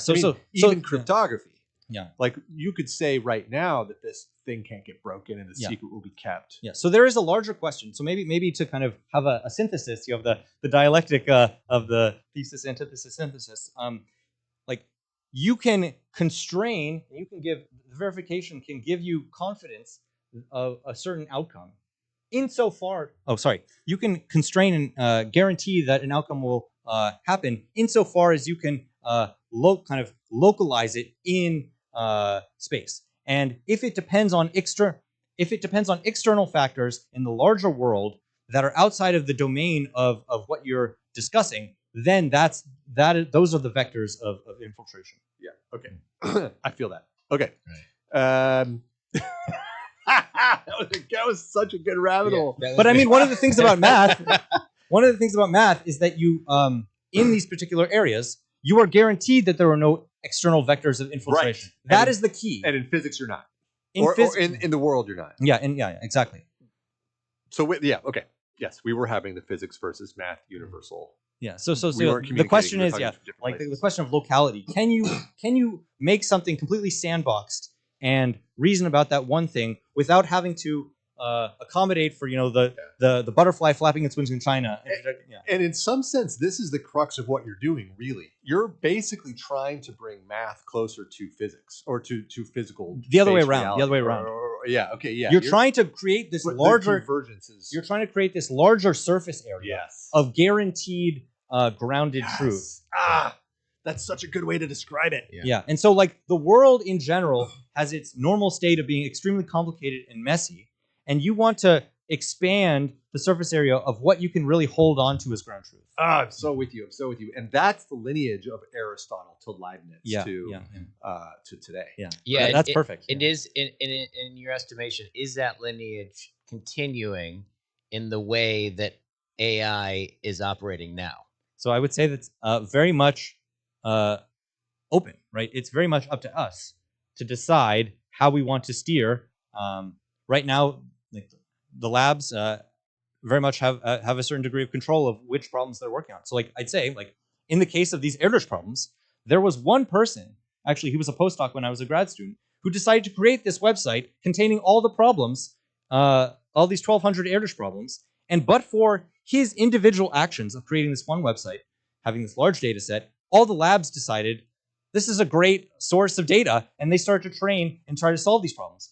And now people are talking about Erdős problems. That's great for me because I spent many years working on this. But there was one individual who decided to make this website, and therefore the conversation and a lot of effort and computation went into Erdős problems. Yes. But like this is something to say going forward. If people have like a hobby horse, or they particularly care about one specialized thing in the world, if you make a data set and collect all the data and collect it into one single website, you can have a outsized impact on the area that you care about right now. The caring part is really interesting, because it's one of the things I noticed when you talked about the moment that problem hit you, right? Where I think it was you were talking about it in terms of you realized this notion that, oh, the prime is the essence, right? Or something. Yeah, it's like that. Optimal. Yeah, it's optimal, and like something, and you got that, and it called to you, and it was this love. Like, So I mean, one thing I'd say is that, like, in the case of these things like love, like it's hard to describe because it's such a like immersive. It's like so multimodal, and you immediately have the idea of this is something you're gravitating toward, that you're captured by. But it's often hard to describe why and what's the reasons are. Yeah. But in this case of this particular conjecture, like it identified a reason why the primes should be so attractive. And so it gave a rare example of why the primes should be very special. And in general, anytime you can find a nice clean reason for something that you've always had an intuition that there should be a reason, like this is always like very satisfying. Right. So this basically, I mean, basically what I'm hearing you say is minding the principles of the matter, right? This sense of what I believe math really gets at, which is what is the thing that doesn't move, right? What is the thing that isn't contingent, right, on everything else? Because if you grok that, then you can basically take that principle and apply it in multiple domains, and it'll always be true, right? Yeah. So like you're trying to extract like the patterns or these invariants, and this is what people talk about in AI about like the latent spaces, right? So you want to have this deluge of incoming data, right? Like even the human eye has like so many light particles coming at it all the time, but most of it is just being ignored by the brain. Yeah, and so relevance. you need to know which are the like specific pieces of relevant information that can be something that you model for the future. And the question I have is that relevance realization. I can't tell. Like, do you think is it? I don't know my question. I'll formulate it spontaneously. Is AI the kind of thing that can actually realize relevance? Or is that the thing that we don't totally understand that we do because we happen after it on some level, right? Like even you said, I always had an intuition about this, and then they gave me clear out reasons. But that intuition was somehow connected to the thing before you even had the reason, right? Yeah. So I would say this is very much an open question. There are people on either sides of this debate. What I would say is that in the past couple months, in math specifically, we're starting to see these examples. So like for a long time, people would say that these are stochastic carrots. They're just kind of regurgitating the existing data. And this is what people would say for a long time. In the past couple months, we're starting to see these new solutions come out. In particular, ones that have mathematical ideas that are relevant to other situations. And so then, you really start to ask the question of, are these models, number one, they're definitely doing something interesting with the processing of the information. What exactly they're doing and how to categorize what they're doing, I think is still very much unknown. Right. Because it seems to me, especially when you talk about the question of will they wake up, right? Will it exemplify something like consciousness, right? It seems to me that this is central to that. If I get the sense that it can, even if it accidentally starts to run into the principles, but the principles wake up in some way, and their code starts to organize around a principle like an attractor basin, then all of a sudden I can start to see how it can start to care about things, right? Yeah, It can start to exemplify, things that we attribute to consciousness. Yeah, so I mean, I think something that's interesting is that, in the case of, this question, like you want to know in the latent space of whatever the models are representing, number one, how are they representing themselves as models in relation to their environment? Right. And then how do you ask about their motivations or how their gradients are relating that self model to its environment? And I think that's where you start to get into this question. But again, before this, like even the question of how we identify where the representations are inside the weights of a model is very much unknown. And even like for human beings, like identifying where the neurons are firing to correspond to human beings' mental models is very much still a question mark. Totally. Wow. Let's pull the lens back to the question of consciousness and, Yeah. and human flourishing and the flourishing of consciousness generally. If let's say we tune the machines all to focus on increasing the surface area of cognizability. This is that a good way to express the thing that you're after? So I mean, I think that's an interesting thing to say. I said something slightly different about kind of expanding the surface area of what is like ground truth, what we kind of know for certain kind of certainty. Yeah, it's interesting. I'm one order up from truth. Okay. Yeah, but truth. But you said truth. Okay, so let's say we point the machines at expanding. So I mean, this is like you can have. I think that's a great objective. But like, let's say at least what it says on the tin, like when Elon developed Grok, is right, like trying to expand truth. Right? Yeah. This is like as like a tier 0 of an objective. Yeah. Yeah. Okay. So we point the machines at that. That's what they're doing. They're expanding the surface area of truth. And then, I mean, in terms of why it matters for consciousness, it does cognizability is the next layer of that. Is implied by that, right? Because it's not just truth; it's truth that we can understand. Yeah, that's relevant to us. Okay, so we pointed at that. What does that mean for the trajectory overall of our interaction with AI? Yeah, I mean, so I think this is interesting.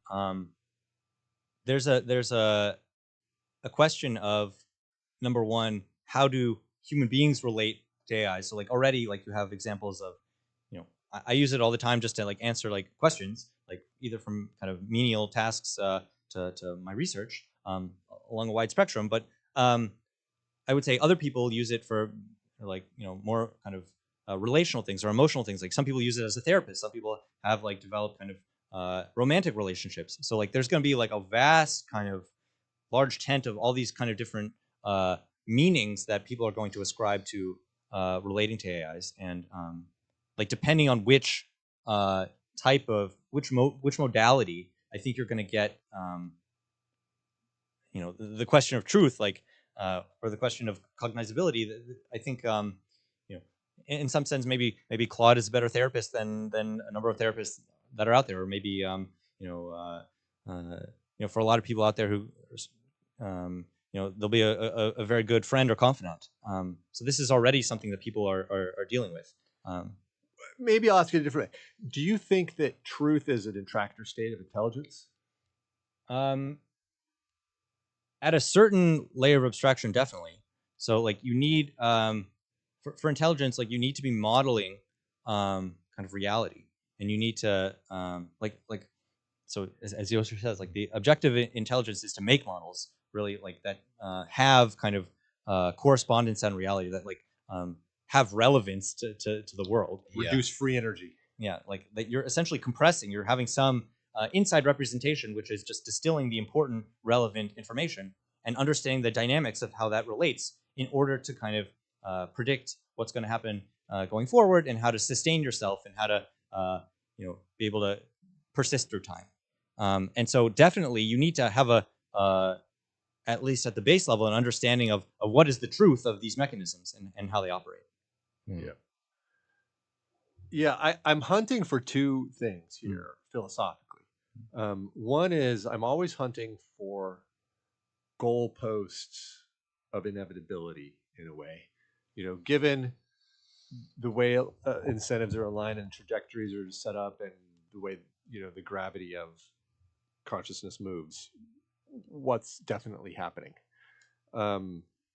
That's one. And then the other one is I'm looking for goalposts of hope. Yeah. So what I would say is that like there are different like scales of phenomena. So like, I say life, like human beings are very complicated, right? So there is the simplest thing. There is like basic, atomic particles, like there's physics, and then on top of which there's like a different scale of like chemistry, and you have like all these chemical reactions going on top of which you have like cellular, like molecular biology, cellular biology. Like at each scale is like, and then on top of that, you're building up these organisms and you have human beings. But at each scale of organization, there's like a weak coupling between one from the other. So like physics constrains chemistry, but doesn't like you actually have to run the experiment in order to understand. You can't just derive, or like biology, you can't just derive all the biological kind of complexity just from the basic definition of an atom. You actually have to run the experiment. And in the same way, there's going to be a lot of kind of complexity that you just have to run if you want to understand like what are the implications for human beings. There's going to be a lot of degrees of freedom in different ways you can go. So I'm inclined to think there is a lot of inevitability if you're talking about on the level of free energy, if you're talking about just processing raw information, and that is maybe on maybe certainly like a physics level of like how electrons are flowing. On a very low level, but I would say on a higher level, there can be a lot of degrees of freedom that maybe have this like background constraint that you have this like very wide amusement you have this very wide territory you can explore that are inside maybe like a large tent. Did he get any hope there? Yeah, I don't know if we got the hope, but like in terms of hope, I would say something going back to like mental representations. I think like this is something about like education. It's like the more people that have an idea of what is possible going forward in the future, and what are the constraints, what are the kind of material constraints, like you have to build these data centers, you have to get energy, you have to do all these things, like that gives people a better mental picture of what are the ingredients that are going into this process. And the more people who have an understanding of the development of this process can have a voice in trying to shape what that looks like relative to people's already existing life and what they want to achieve, like what they want to get out of it. I mean, for me, that's what I guess I've always had that intuition. It's like the more understanding you can disseminate, the better. Just period. That's why I really went in for Google's early corporate. It's like spread information, right? That was their corporate mission, and or make all the world's information available. I don't remember how they put it, but I always loved it. Right when I was a kid, or in my 20s, and they were starting to do that. Yeah. Or 30s, if I'm going to be perfectly honest. and now it does, but and so I think that's also the hope for what the work that you're doing, and the hope for how AI can sort of enhance consciousness. It doesn't say anything about humanity, but I don't care. We're not static. We're going to change. Like at the moment, we're the torchbearers of consciousness, and great. Let's just keep that going. But I'm 100% with you on, like the more ground truth based reality we can hold within our minds, the more potential we have for self-actualization and fulfillment. And that will go in an infinite number of directions. Yeah. And so like the better people understand what the process requires, and the prospects of what it will develop to in the future, then they can have a better sense of how it can relate to their life and their goals, and make use of it. And then if there are things that impinge upon their freedoms, then society broadly can have that kind of discussion in the open. Like one of the things I found like incredibly surprising, like the last presidential election, like I literally, when Trump was elected, I was like, wow, he's going to be the president in the singularity. And no one really no one mentioned it in the debates. Like I found this to be like completely ridiculous. They didn't believe it yet. That this to me like seemed 10 to of like us in the one of world. the most important issues, one of the most political issues, and it wasn't even like a ballot item. No, because it's So like, so it has to be like in the air in the discussion for people to really kind of come to grips with what the implications are and how it will impact people's lives. Right. Actually, that is maybe a good place to wrap back to a topic you brought up at the very beginning that could also be a closer for us, which is this notion of genius generally. We started with this joke in the beginning, opening up and saying Claude calls you a genius or a pre-genius. But you're too humble to be able to really grasp that. And then when we went to break, you said, really the interesting question here is this distinction between whatever actual genius is and the cultural understanding of genius, and what the institutions we have that allow us to grasp that concept and use it for the benefit of everybody. And I think this topic is a segue to that. What's your explain your take on that? Yeah. So I mean, so in general, there's this like idea of like a lone genius producing something, like Van Gogh, or produces this artwork, or for a long time it could be misunderstood for a while, and then, or maybe you have like Nietzsche, or some people write some treatise and then it goes like unknown for decades, but it's only by like a later scholar who like realizes what's actually in it and like appreciates it. And that's the moment that society retroactively like ascribes like some to be a genius. And so like really like this idea of a genius is like a cultural container. It's like a pointer, like a, you know, you have this idea in like programming of like things that are, you know, the object in of itself and a pointer to some object. And like this, I think like this label of a genius is something that society broadly has ascribed as there has been some achievement that has had impact on the broader society. And you know, people over time has developed like institutions of people getting, you know, jobs or you know, prizes. You know, you get the Nobel Prize if you make a breakthrough in medicine, and then there's kind of a community that develops a consensus on how important that particular achievement was. And there is always this kind of communal kind of appraisal of what the achievements mean.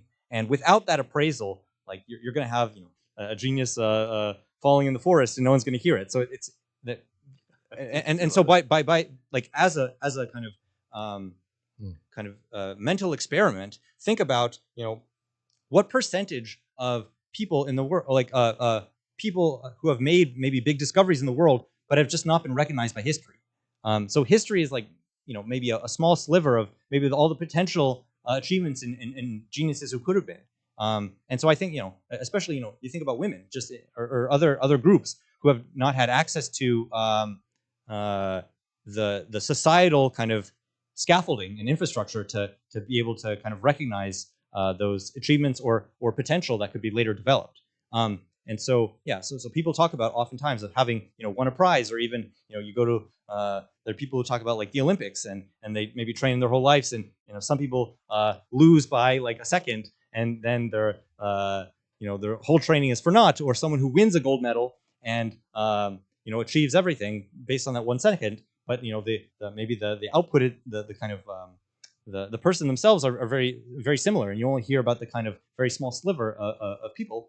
And actually, there's oftentimes people who, you know, these gold medalists who actually have like a psychological like downfall, and then they have this like depressive crash of like meaning. They said like, I worked all the way just to get this medal, and then they realized that this medal is not actually itself an achievement. It's just a pointer. It's a pointer to the work that's been done, and maybe there's some like discrepancy between what they had the idea of what this kind of medal represented versus actually having it as containing the labor and the work. And so yeah, so as a society over time in history, we've developed these approximations, these ways to assign attention and value and attribution to things that we have collectively decided are important. But you know, these are approximate mechanisms, and yeah, really like you know, there's probably some other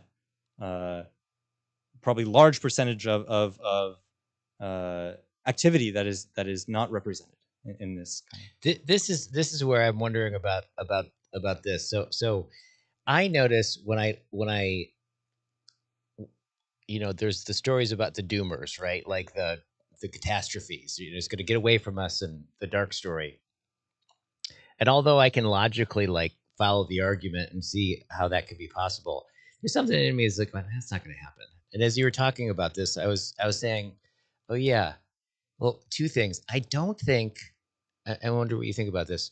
I don't think there's a 1-to-1 relationship between intelligence and power, right? Like, we've had pretty stupid people be in power and wield power, like, you know, effectively, that weren't necessarily highly intelligent. So they're not 1-to-1.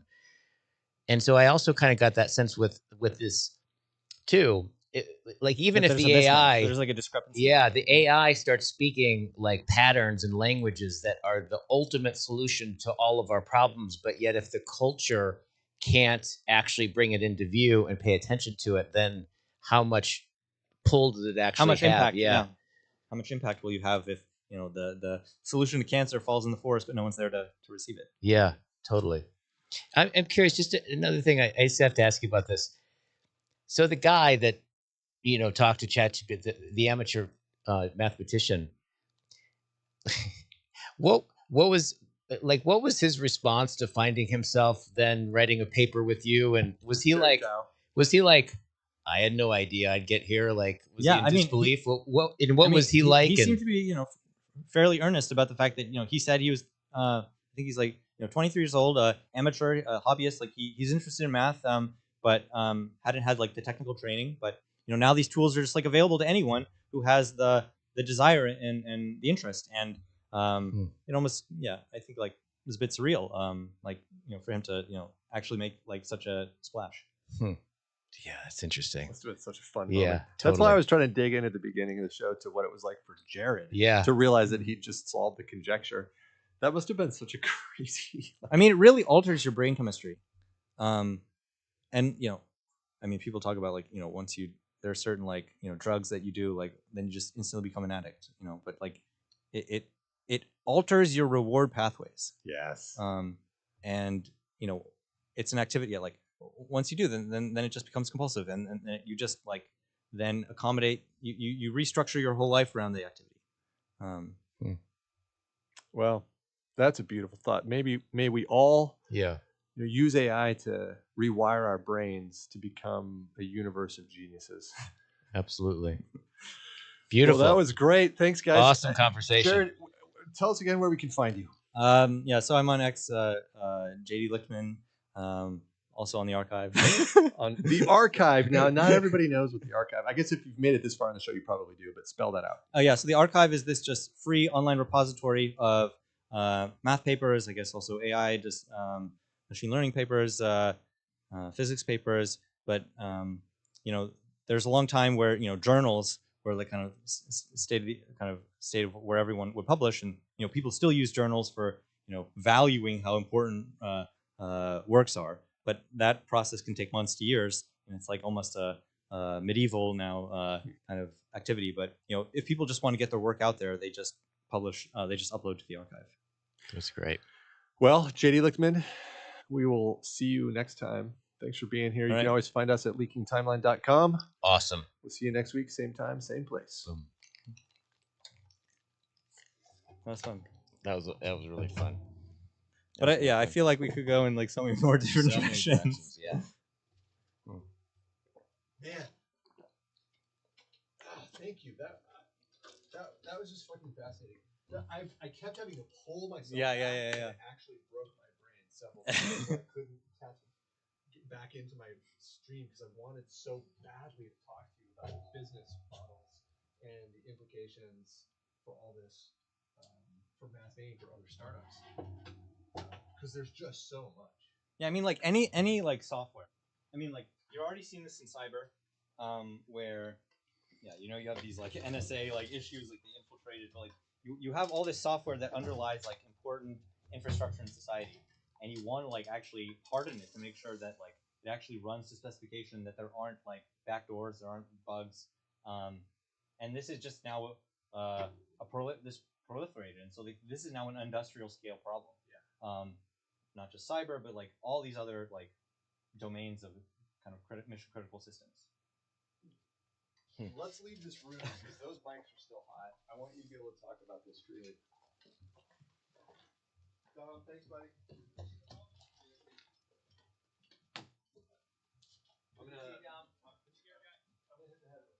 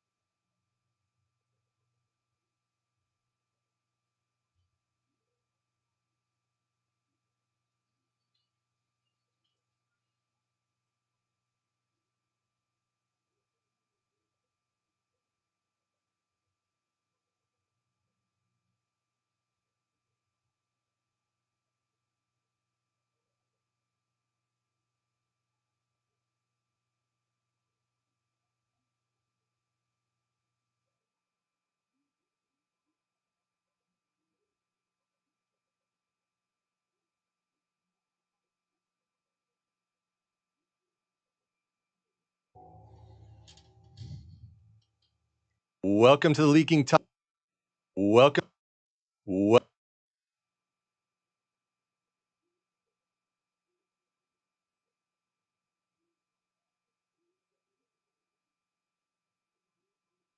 Back to that after these messages with more on the leaking timeline.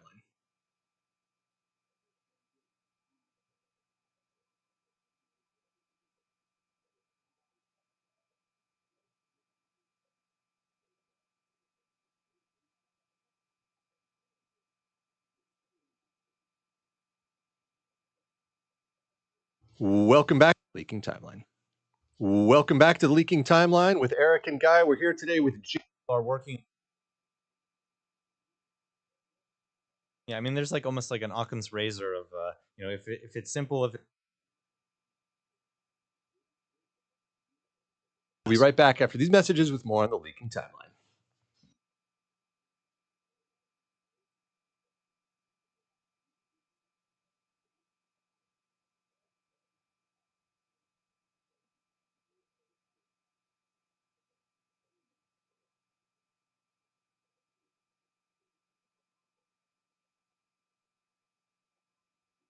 More from Jared Lichtman on the Leaking Timeline.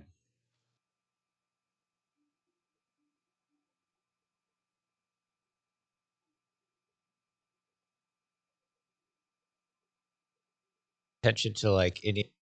Where do you? I paid attention. Yeah. There are a number of. Welcome back. 3 separate podcasts on the Leaking Timeline. Welcome. We'll see you next week. Oh no, you're at okay. Want to hit? Yeah. And how long? Wanted to follow through. All right, folks. Welcome to the 3, 2. Jared, what do you want to play?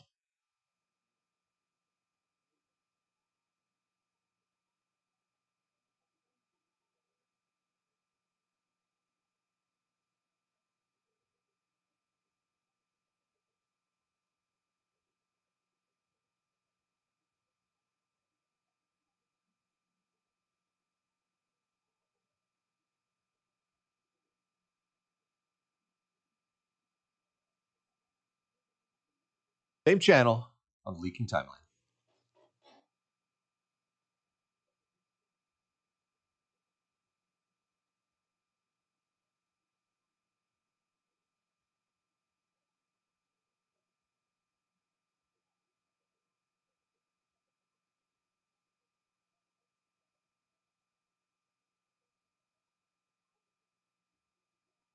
On the Leaking Timeline. All right, folks. Welcome to the Leaking Timeline podcast. It's he.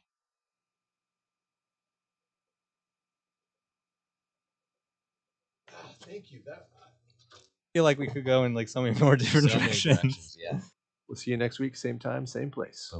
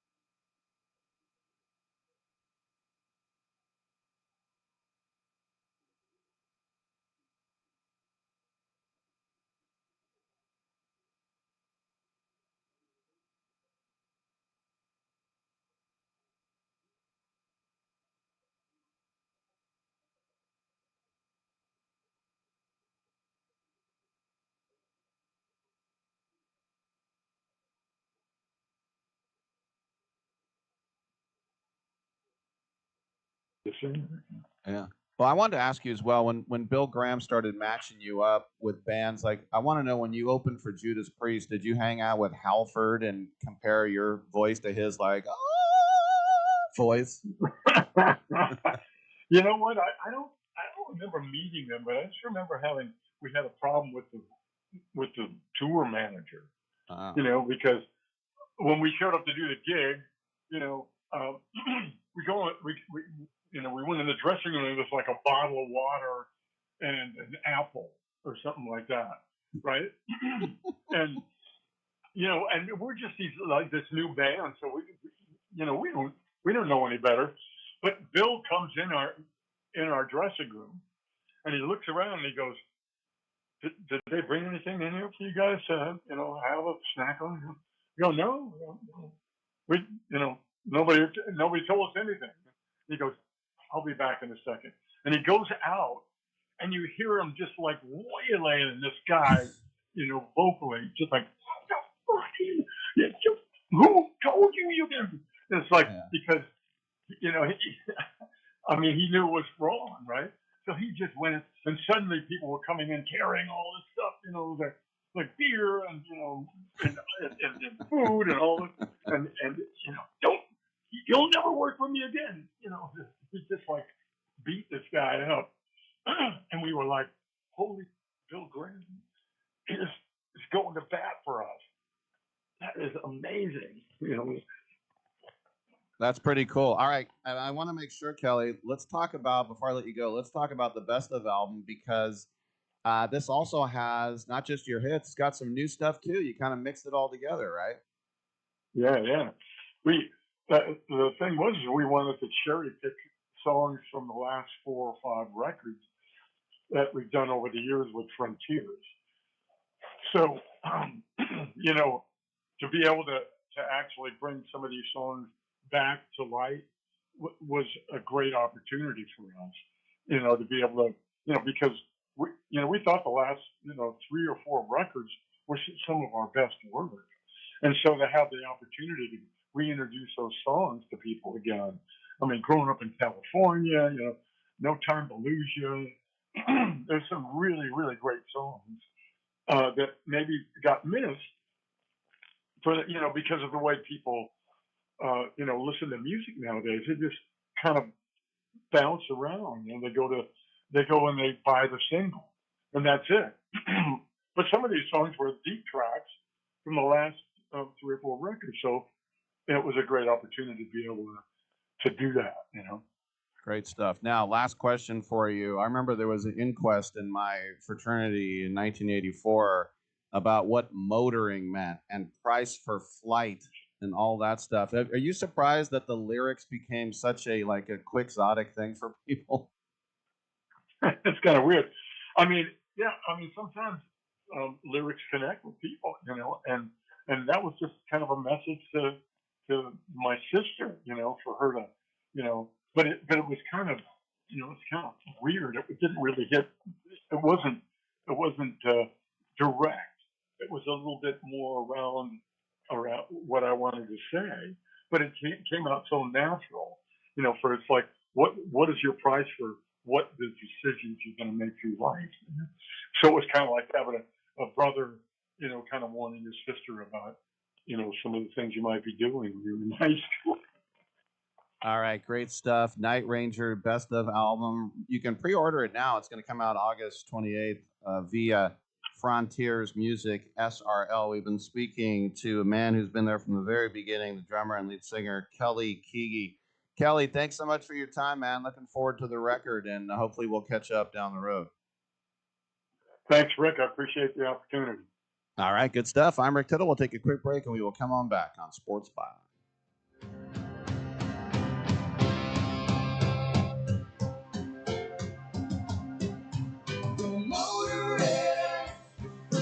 Watch your price for flight and finding Mr. Right. You'll be alright tonight.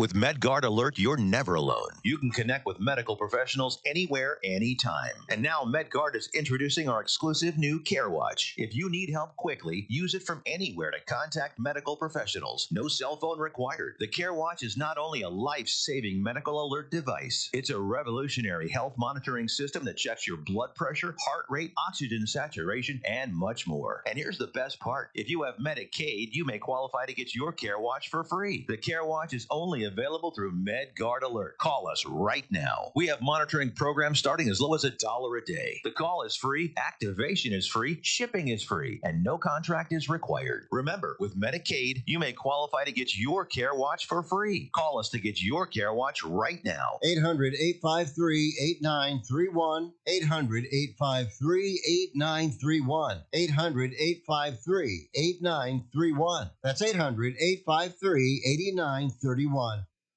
Let's be honest. Most businesses don't struggle because demand is low. They struggle because their back end can't handle growth. Leads come in, but follow-up is slow. Calls get missed. Appointments don't get confirmed. And everything lives in different places. So even when marketing works, revenue doesn't scale. That's a systems problem. Create Assistance fixes this by building a done-for-you CRM and automation system that captures every lead, follows up automatically, confirms appointments, and keeps everything organized in one place. And only after that foundation is built, AI voice and chat employees get added on. If your business feels chaotic behind the scenes, it's time to fix the back end. Visit createassistance.ai and book your call today. Or you can call or text 515-500-2224. Again, that's 515-500-2224. We look forward to hearing from you.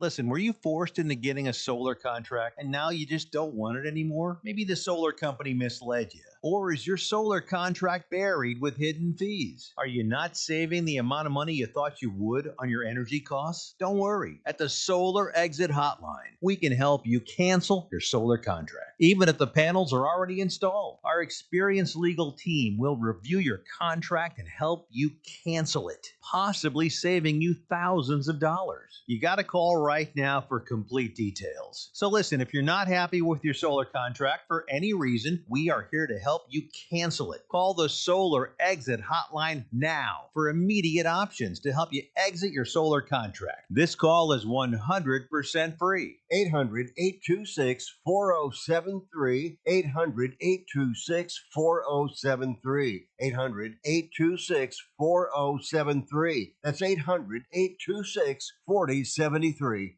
Please let this nightmare stop! Please, I'm begging you to stop!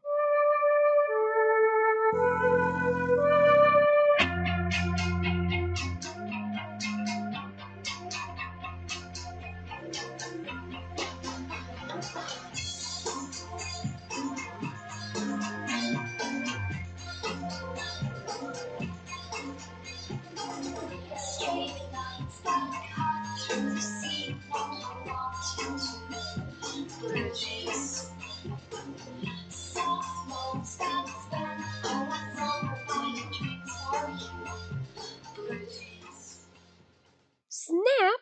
Rick Tittle invented FUBU. All right, thanks for that. Welcome back to the show. Rick Tittle with you coast to coast and around the world on the American Forces Radio Network. JD Sharp from Pro Wagering joins us right now, professional handicapper, prognosticator, and bettor. Email him sharp at betmypicks.com for some betting advice. He's the guy to go to.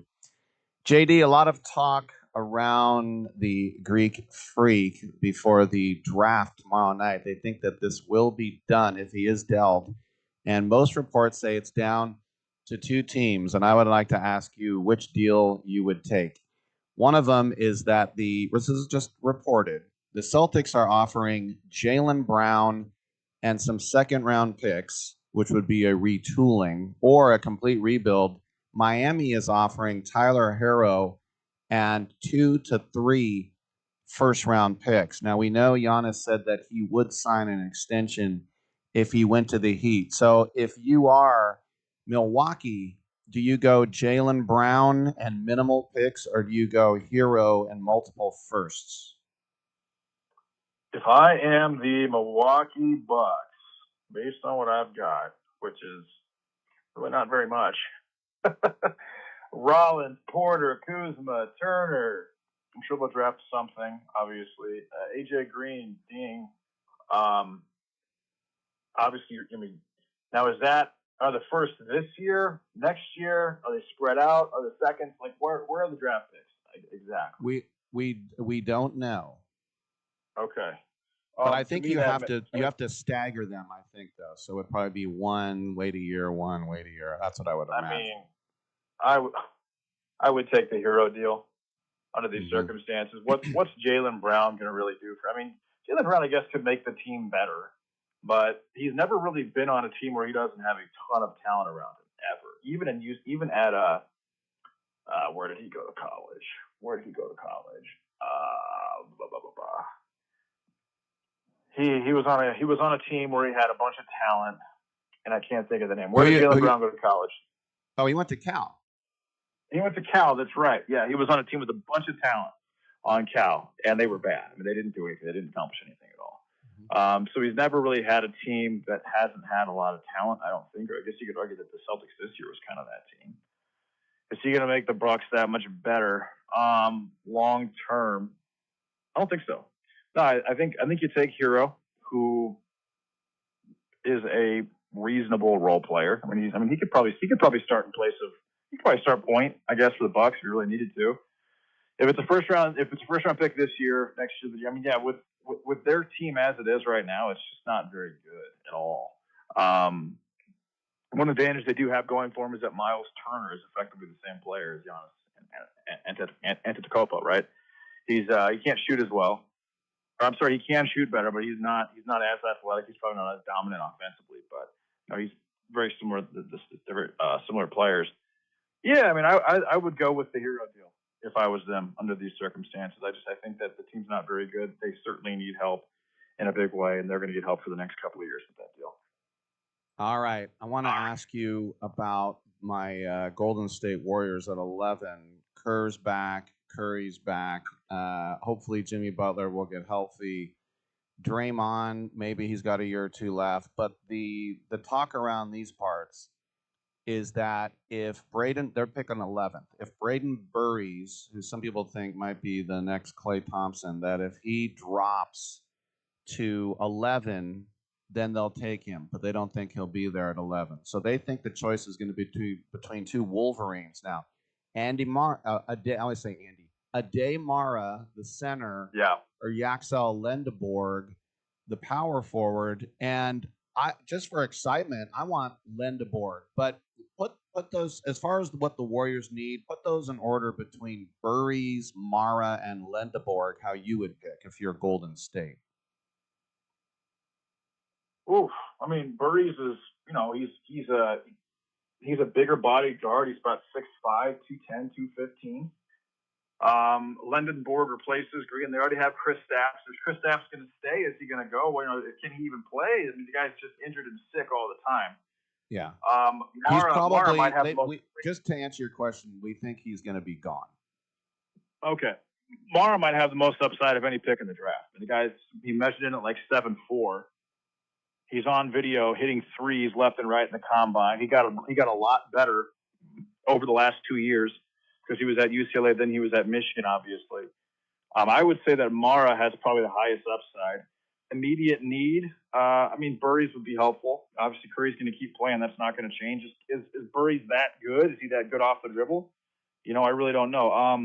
And then, obviously, Lendeborg. Lendeborg, I think he can shoot the three. He's a good offensive athlete. They got Gui Santos. Draymond's getting older. I think Mara has the most upside, but it may take a couple of years. Burries, same thing. If as far as like immediate need in this moment right now, I would go Yaxel Lendeborg. All right, I agree with you. One more question about the draft. Basically, it's going to be Debansta in almost every mock, but I've seen a lot of late movement. It's funny how we get these risers and fallers, but a lot of late movement that has put Cameron Boozer above Darren Peterson now. Who would you take between Peterson and Boozer? Peterson doesn't like the game very much, from what I can see. You know, he could have played. He could have done so many things last year. And maybe it's just, but it's not unusual for guys to not be great in college and be really good in the pros. But it is typical for guys to be amazing in college and not that good in the pros. Booster shoots threes well. He uses his body well. Is he going to be able to do what he did at the college level, at the pro level? I honestly don't know. I honestly have no idea. I know he loves the game. I know he's a hardworking guy. I know he's got the background. He does have an NBA body, so he should be able to at least hold up under some circumstance. Now, Peterson isn't exactly small. He's 6'6", 215, 220. He's a natural scorer. Depends on the team. I mean, what team are we talking about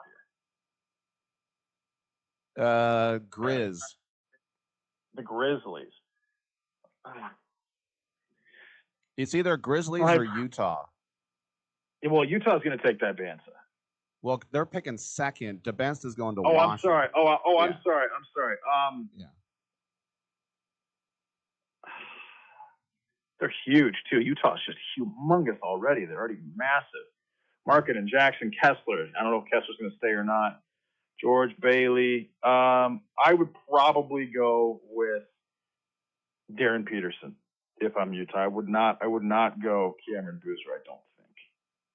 All right, I'm with you. One more question, JD, and that is real quick. There's another another Wolverine who's going to be top 15, and that's Merez Johnson. Yeah. What do you think of him as? Would he be a steal at 15, or do you think he should go lower? I mean, Johnson is going. He doesn't really have an offensive game, right? He's big. He had a 7'3" wingspan, measured in at 6'10". So he showed up in where he needed. And he runs the court well. He can rebound. But again, is he going to be an immediate difference maker for your team offensively? I would say no. But if I think at 15 he's a reach. Now a good team picking him up 20, 22, 24, 26, 28, something along those lines. I think that could make sense for a team, but yeah, I don't think Merez is a lottery guy. I think if you're wasting, not wasting, but if you're spending a pick on Merez in the lottery, you are hoping for an offensive explosion that you're most likely just not going to get. Good stuff. Remember, email JD at sharp@betmypicks.com. JD Sharp from Pro Wagering. Always appreciate your insights, and we'll talk to you soon, bud. You bet. Thanks, Rick.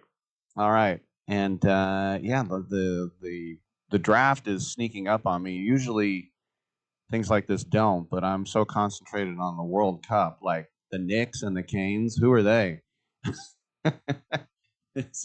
So yes, the draft is tomorrow. All right, I'm Rick Tittle. We'll take a quick break. We'll come on back on Sports Byline.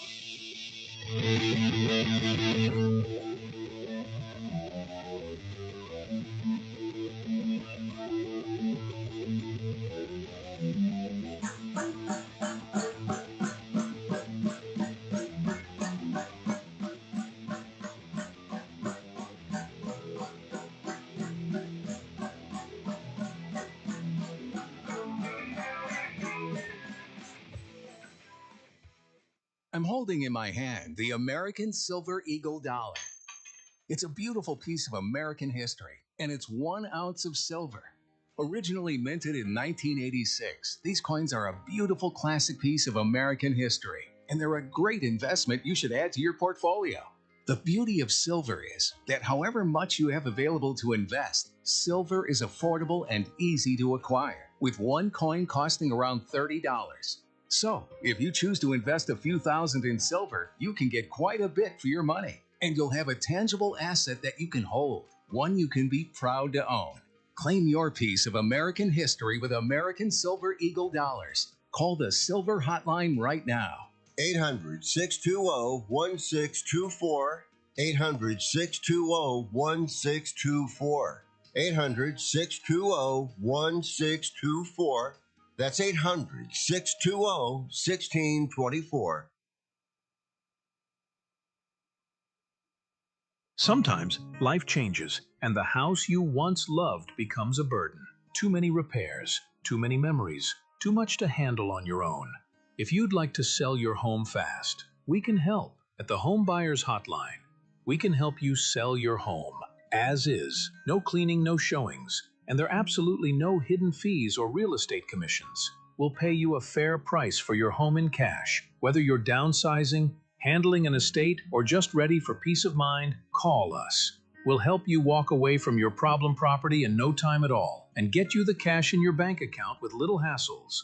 If you'd like to sell your home fast, as is, we can help at the Home Buyers Hotline. Call Want to Sell Your Home now for a free quote to sell your home in any condition. Call 800-950-3143.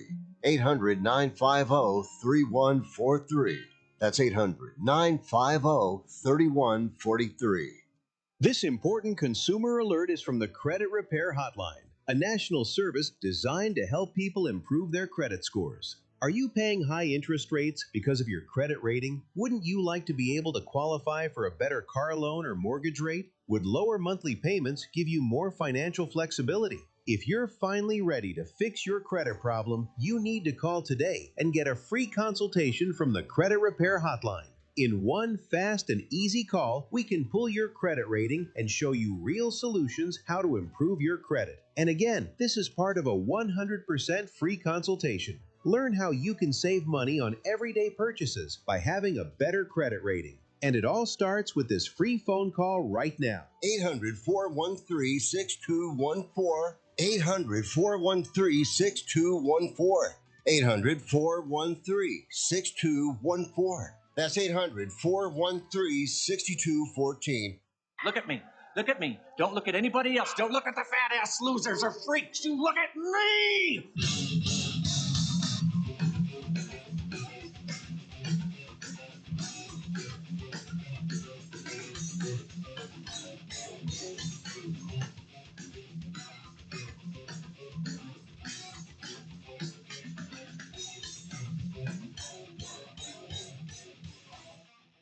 Rick Tittle will fight anyone listening to this.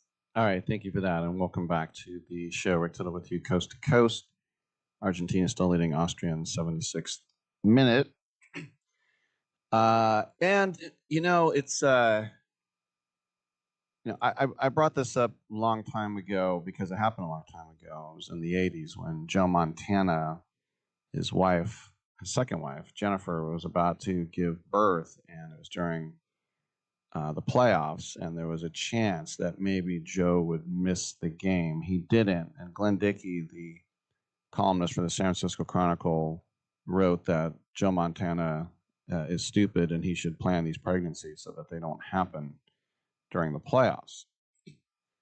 And so over the years, we become a little more kinder and gentler about all this, about dads being there for births. And you can get time off now, MLB, paid time off.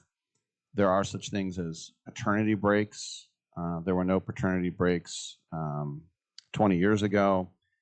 That was just for the woman. So people are starting to get more caring and more civilized about it. But Jeremy Doku, who's a very exciting winger for Belgium, he plays for Man City. He's one of the fastest guys in the Premier League, and Belgium really need him.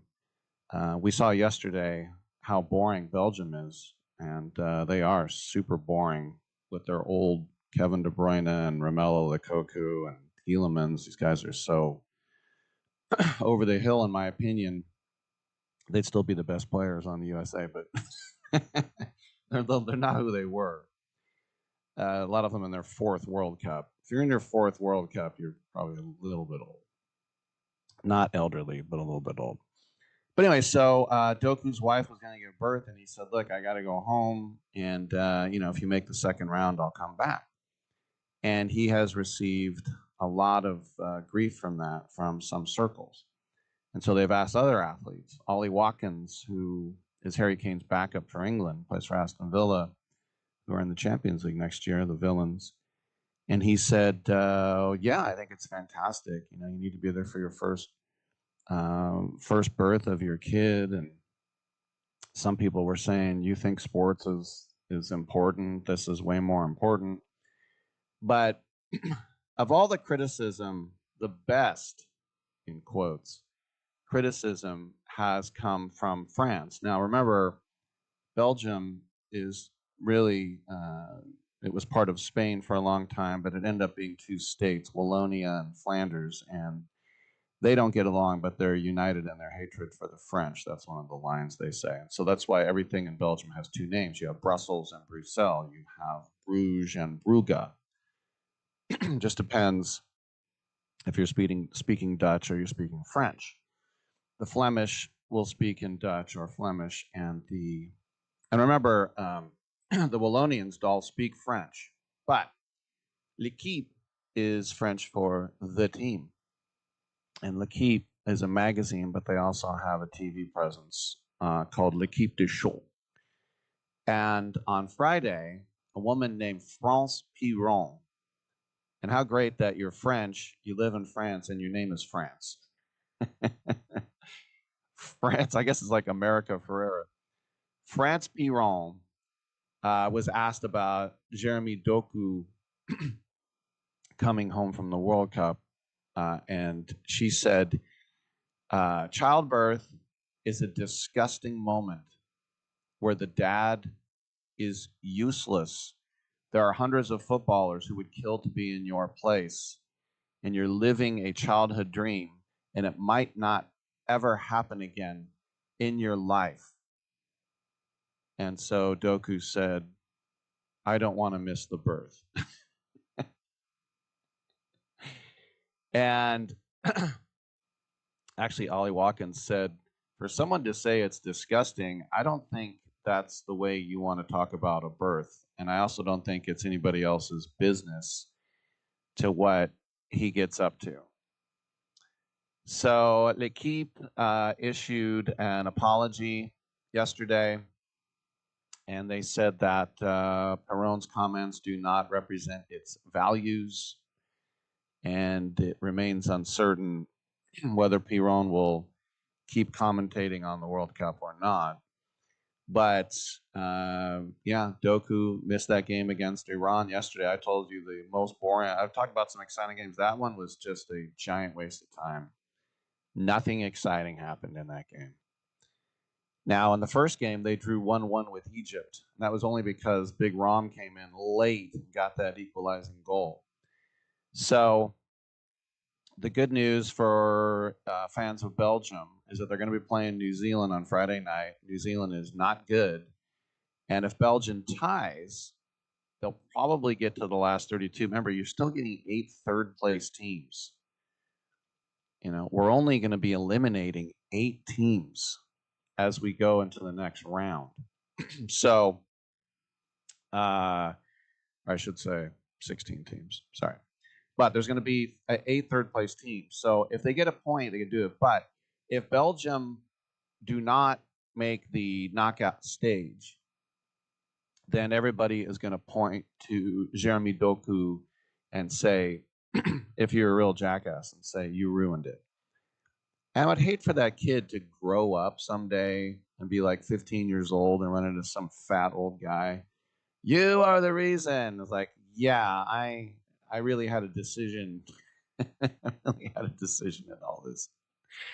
All right, the manager of England, Thomas Tuchel, the German, he complained because when England beat Croatia 4-2 in Dallas, and they're playing God Save the King,